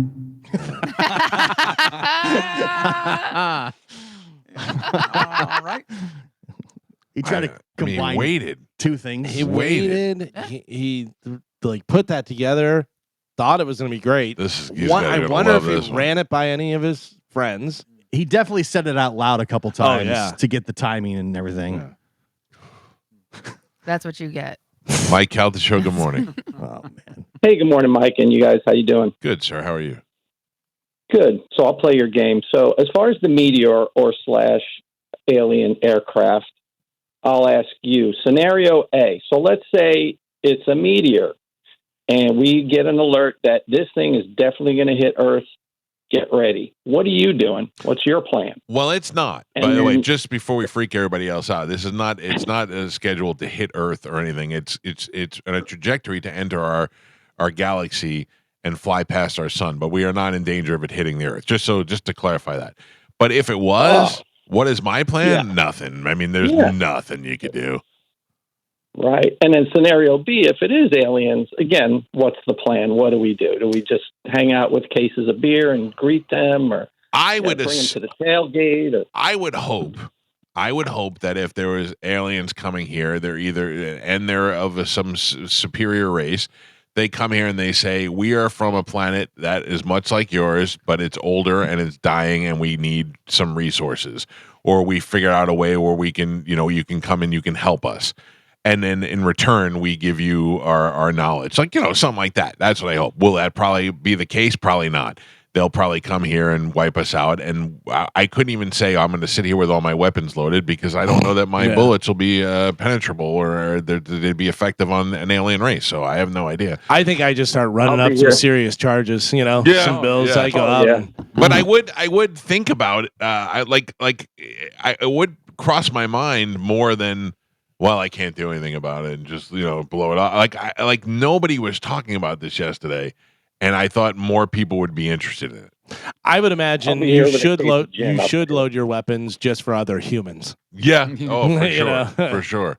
Because that's when things get crazy. Yeah. Is when people don't know when they think the world's going to end. Because if all of a sudden a big spacecraft is hovering over Earth and it goes and shuts everything, all the electronics down and everything, and they go, we'll just let them take care of themselves. Yeah. You know what I mean? Good morning. You're on the Mike Calta Show. Hello.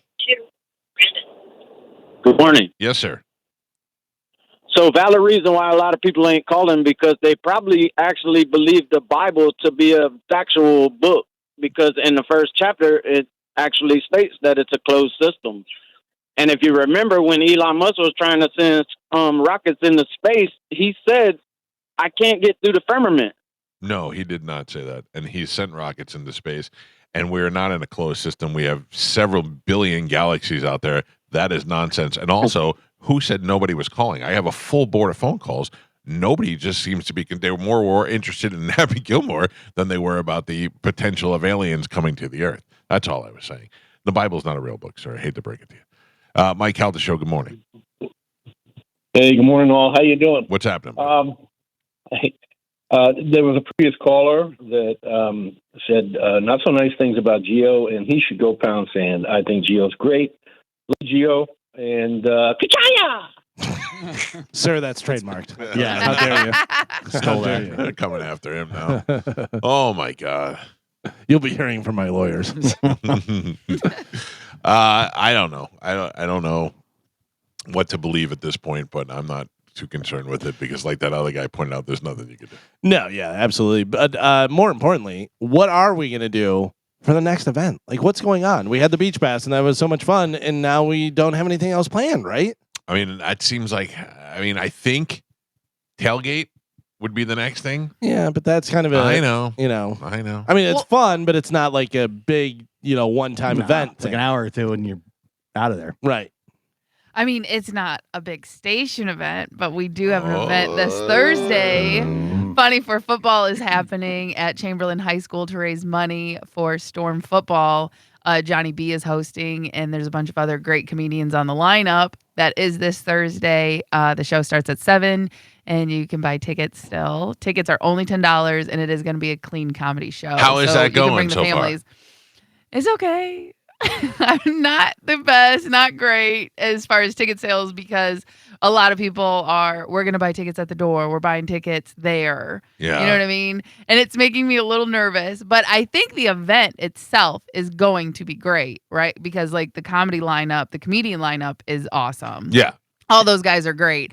The kids are really excited about it because when they found out they get to roast Coach Wood, they get to roast Chad, they all got really giddy about it. But I don't know. This is the first time I'm doing it, so just naturally I'm nervous about my anytime name. you're putting on an event or anything like that. But also people, if you're going to go buy the tickets in advance, do that. Also, you can donate. So even if you're not going to go, you can at least donate. $5, $10, Calta. $140. Oh, Mike Calta's in. I'm in. No, you're not supposed to. You're not supposed to cough. You're supposed to remind me. Hey, today's the day. Do it. Hey, Mike Calta. Yeah. I'm please on it. donate because I even tried to get Dom before he went, who is also a Chamberlain alumni, and he did not donate or say anything. You should talk to is Patrick Smith and Moses DeWitt. Yeah. The other lawyers that do stuff for the station. I'm on it. Yeah. So, but again, the station's been awesome. John Senning, he just had JJ on the air last week. To talk about his show, but also the comedy show. So he's been really helpful and everyone's been reposting the flyers. So I know, Mike, you've posted it. And if you need to, you can go to theboneonline.com. They have a link there to purchase tickets and donate. But yeah, I'm really nervous. Look at our little Carmen. And She's come so far. But I also think the other PTA moms are going to be like, okay, you can't do events anymore. You for blew us. it. Yeah. And it makes me so nervous that they're going to be like, ugh. Now, I would imagine. First of all, you're gonna have all the kids there from the team, right? Correct. And then you sold some tickets, right? There'll be a walk-up crowd. Yes, I think it's gonna be a good event. Yeah, I do too. Like I said, it's just because I know a lot of people buy tickets at the door, and I have to remind myself that. But every time I look at the number, I'm just a little sad that I'm like 7. Yeah, you're pretty close. You're in the ballpark. But again, everyone keeps messaging me. We're gonna be there. We're just buying tickets there and stuff. So you can get them at the door if you show up. Yes, you can, and they're still $10. Like I said, all the kids are coming. I think Ian might even be DJing while people are coming in. That way, because the doors open at 6. So there's the 6 to 7. Show starts at 7, just so there's something going on happening.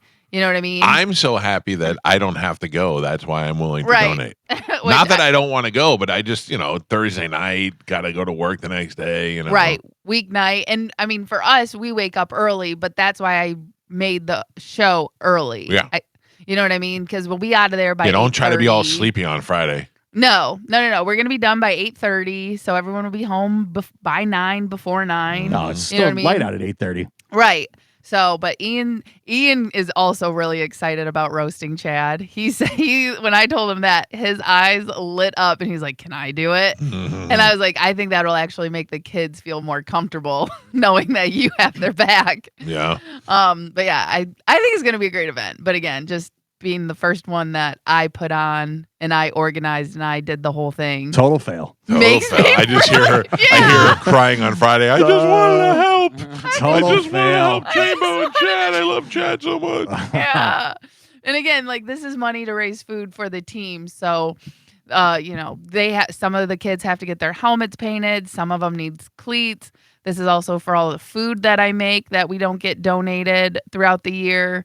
So anything look at you, helps. just like Galvin. Never buy a house, never getting married, never having kids. Did all 3 of them. You're like, I'll never get married. I'm never buying a house, never having a kid. Now you got a whole team. I know. Now I have 50 kids. You got 50 kids. Yeah. Coach, she's on staff. And guess what? I got my email yesterday. I am officially a Hillsborough County coach. Wow. Boom. All right. So no more team mom. I am a coach. Wow. So what are you going to do now? Food. You coaching linebackers? Where they got you? You doing wide receivers? I'm basically a coach's coach. I help the coaches. Smart. You know what I mean? Smart move. Yeah, they need anything, I'm there. But basically, I'm the coach bitch, Coach them up. Yeah, whatever they need. You're our coach. Yeah, exactly. All right, let's take a break. When we come back, we'll play a game. We'll give some stuff away. Carmen will tell you what we have to give away when we come back. It's the Mike Calta Show. This is 102.5 The Bone. We got we got to give some stuff away, and we're going to play a game called Ready, Set, Lie, which I'm very excited about. We started playing this a long time ago, and then we stopped for a while, and we brought it back. And every time we play it now, I just think, what a bunch of assholes we are. This show is just filled with a bunch of jerk-offs. Everything we've done has just been terrible. We're terrible people. Mostly you, Joe. Well, I know. How you feeling? I'm feeling a lot better. Yeah? Yeah. Don't infect me. I got a vacation coming up. No fever, Michael. I would not come in with a fever. All right. Anybody else going anywhere? No. Just taking some time off? It's Sugar Pants' birthday on Monday, so I think we're going to be staying on the beach. Oh, back to Sky Beach? You know what? I'm actually considering going back there. Yeah? Yeah, it was a blast. Yeah. Very nice people. You know you're working on Monday. No. Oh, Jesus. I can work on Monday. Monday and Tuesday. Yeah, that's what I heard. But Christy's going to be very upset with me. Well, did you tell anybody you were taking off, or what? I figured we'd talk about it this week. That's what I thought. No, we talked about it like 2 weeks ago. Yeah. Ooh, I know that Carmen and Galvin were definitely going in. I didn't know what you were doing. Wow. I'm out. I won't be here. I don't care. I don't want to know what goes on. I mean, yeah, if we're going to be... actually, it does auto switch. We don't really need him, technically. No, you don't. What, they have auto switching now at the station? Yeah. Yeah, Oh, that's no, what all no. the other shows are on. That's not good, Joe. Well, it's got to end sometime, Michael. I understand. Yeah. I understand. Probably November. Yeah, that's what I'm prepared. All right, let's play a little Ready, Set, Lie. Here we go. We start off with me and go clockwise around the room. All right. We're going to read a statement that is true for one of us and it is a lie for the rest of us. We're going to read the statement, then we're going to go to the phone lines. Then you will get to ask questions, 3 questions. You can disperse those questions however you like, to one person, to 3 different people, and then you'll have to guess who is telling the truth and who is lying. And Ready, Set, Lie. Here we go. I am up first. When I was younger, there was a deaf-mute girl that lived in my neighborhood, and my friends and I would call the house and ask to speak to her on the phone. Galvin? Joe? No. When I was younger, there was a deaf-mute girl that lived in my neighborhood, and my friends and I would call her house and ask to speak to her on the phone. Now go. When I was younger, there was a deaf-mute girl that lived in my neighborhood, and my friends and I would call her house and ask to speak to her on the phone. Gio. When I was younger, there was a deaf-mute girl that lived in my neighborhood. My friends and I would call her house and ask to speak to her on the phone. And Carmen. When I was younger, there was a deaf-mute girl that lived in my neighborhood, and my friends and I would call her house and ask to speak to her on the phone. What a bunch of dicks. Aaron, you're up first. Yes. I really hate I'm catching you guys in the middle of the game. I wanted to ask. No. James. Yes. You're up. You get 3 So questions. my question. All right. So my first question is to you, Mike. Who answered the phone, the mom or the dad? The mom, all the time. All the time. Did they ever hang up on you? All the time. All the time. All right. Well, I'm going to give up my third question. I'm going to say it's Mike. And I will say, you are wrong, sir. This is not me. I'm just fiery good at answering questions. Let's go to Ray. Ray, good morning. How are you, sir? Just fine. Good morning. All right, Ray, you get 2 questions, then you have to figure out who it is, which between Galvin, Gio, Joe, and Carmen. How many times a day did you call? Calvin. How many times a day? It would just be random. We would just do it whenever. Would they ever root you over the phone? Is that me again? Yes, Calvin. Sorry. No. They were always pretty nice. I would like to guess. You have to I guess, would sir. say Galvin is not telling the truth. I'm sorry, who? Galvin's not telling the truth. Galvin's not telling the truth. Oh, Galvin is not telling the truth. You're supposed to tell who is telling the truth. Who do you think did He's this? He's gone. Done? All right. He Jesus doesn't Christ. get it. This is... Is this Will? Yes. All right, Will, you get 2 questions. You could ask them however you like, and then you have to guess who is telling the truth. Okay, I want to ask Galvin one of the questions that was asked to Mike. Who answered, mom or dad? Actually, it would be mom, sometimes her sister. I don't think her dad ever answered, though. One more question. Okay. And I want to go ahead and guess Galvin. Galvin isn't, in fact, you who would call a deaf mute girl and try to get her on the phone. You're goddamn right. What a dick. Wow. What a horrible jerk person. off. What a complete and utter jerk off. And I couldn't stop. In the commercial, I could not stop laughing when he said it out loud. I'm going to put you on hold, sir. Poor girl. Me and my brother Jeff and our friend Johnny Hall used to call it, and it was Sally. What was her last name? Oh, God. I just had it, but I can't think of it now. But she was deaf mute. And she was small for her age. Right. Like she like a mouse? She bruised easily. Like she was like hemophiliac and stuff. Yeah. But she was also very mean. Oh. Like she would be out in the neighborhood. We'd be playing and stuff. And she'd go, and yell at you. But she couldn't say anything. Yeah. And so she would just do that. And she'd go, oh, scary. It's Corliss. Sally Corliss. Let's call her. Oh no. So we would call her, and her mom would go, "You want to speak to Sally?" And we're like, "Yeah, we wanted to see if she could come out and play and stuff and everything." And she goes, "Well, she can't hear." And then my Johnny Hall, the other kid, started laughing while she was doing it, and then for some reason yelled "Wild Rice" and hung up the phone. Wild Rice. So we used to always say that to him. Wild Rice? Yeah, if any situation happened, we would just go, "Wild Rice!" That is so dumb. Yeah. That is so dumb. Why do these? So we're sitting here during the break, and I go, "Hey, you guys want to play Ready, Set, Lie?" And we're all like, "All right," and like, "All right, who's got a good one?" And it gets quiet, and then Galvin's like, Galvin goes, "When I was a kid, we had this deaf mute girl in there, and we used to try to call her up and get her on the phone all the time." I just started laughing. I was worried I wasn't going to be able to say it without laughing. Same. Oh. Yeah. Pretty bad. You're going to hell. Well, you know, big deal. Like we said the other day, though, it's hard because I feel like anything that's good, we've said already on the radio at some point. I'm pretty sure we've talked about that before, but it's been a long time. Yeah, so if anybody remembered, they deserve to win. That's so funny. Well, that guy got it right. Yeah, congratulations to him. Sir, you were on whatever he is. Line Carmen, 4. you grabbed that. Yeah. Got it. Oh man. I'm trying to think if there's a couple of things that I have that I think would be good. Yeah. But also that I don't want to admit to. Carmen, do I need to take another break? Nope. Oh, we're good? Yep. Okay, good. Go until the end. You go into the end. Okay. Arrr. What if I got nothing else to talk about? Can we just wrap it up? Ooh, cannot do that, sir. Got another opportunity to win $1,000 coming up at the top of the hour. I can tell you that. Yes. Then for the rest of it, it's pretty much up to you. And then we'll figure out whether Joe's working on Monday or not. Now, what did you think was the plan, Joe?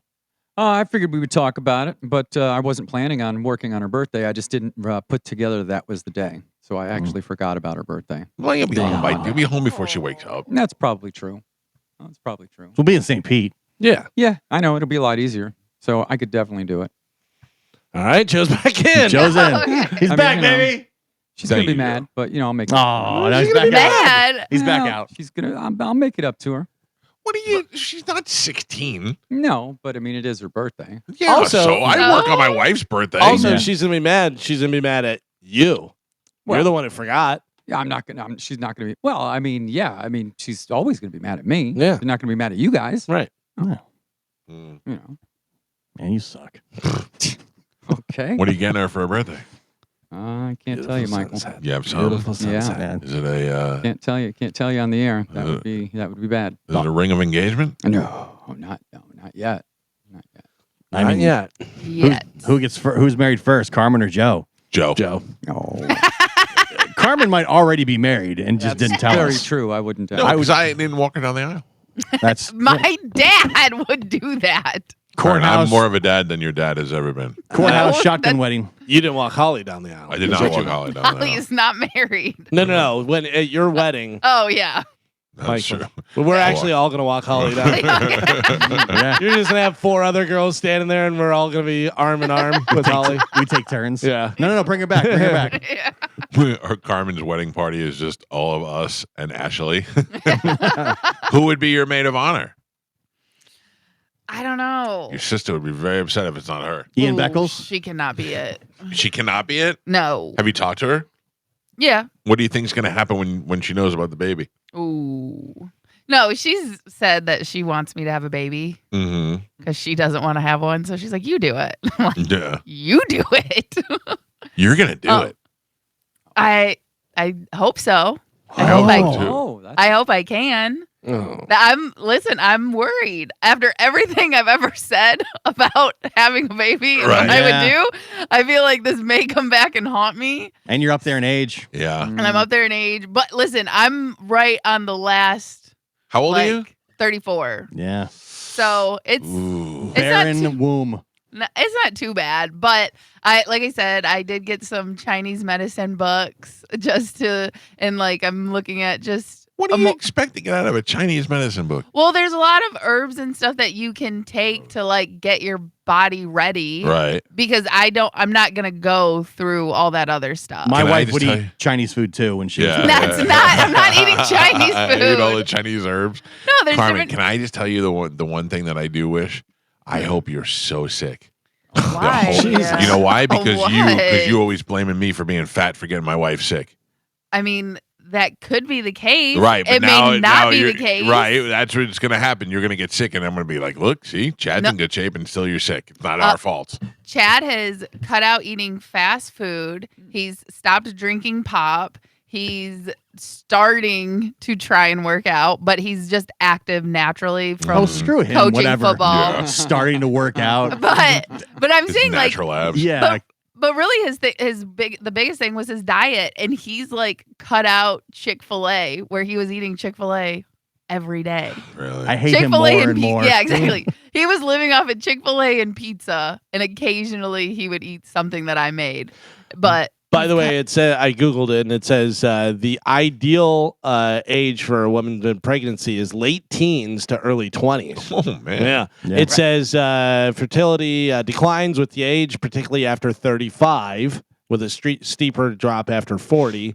And then as the woman ages, over 35 associated with increased risk of diabetes, high blood pressure, other complications. right. So that's why I'm going to take this time and just make my body as healthy as I possibly can. So And you can then- have a Chinese baby? No. I hope So your if it baby's born of web feet.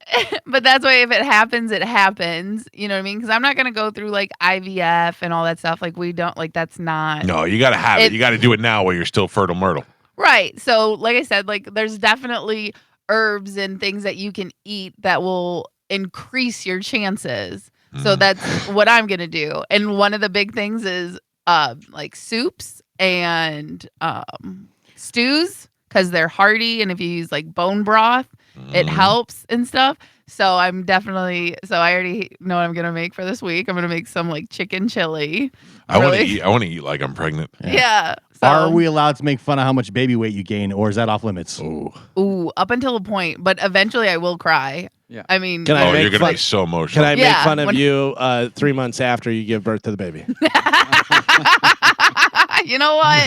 You guys have no limits. She is still eating for two, I guess. Yeah. You guys are a real big jerk. How many babies did you eat?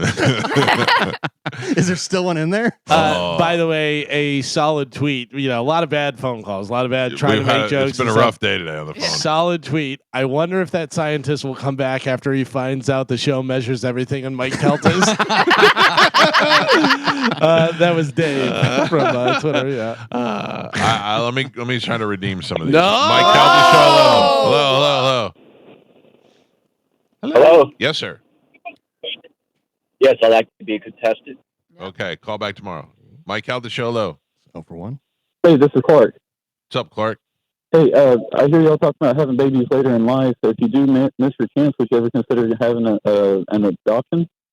No, she's still got fertile pathways. She's having that baby. She's I- doing it, and they want to have well, one of I- those little mixed babies. Yeah, I'm not like 80. Well, you could always have a mixed baby if it's adopted. But I was adopted. My dad was 40 when he adopted me. So just saying, you can still have fun even if you get into your 40s.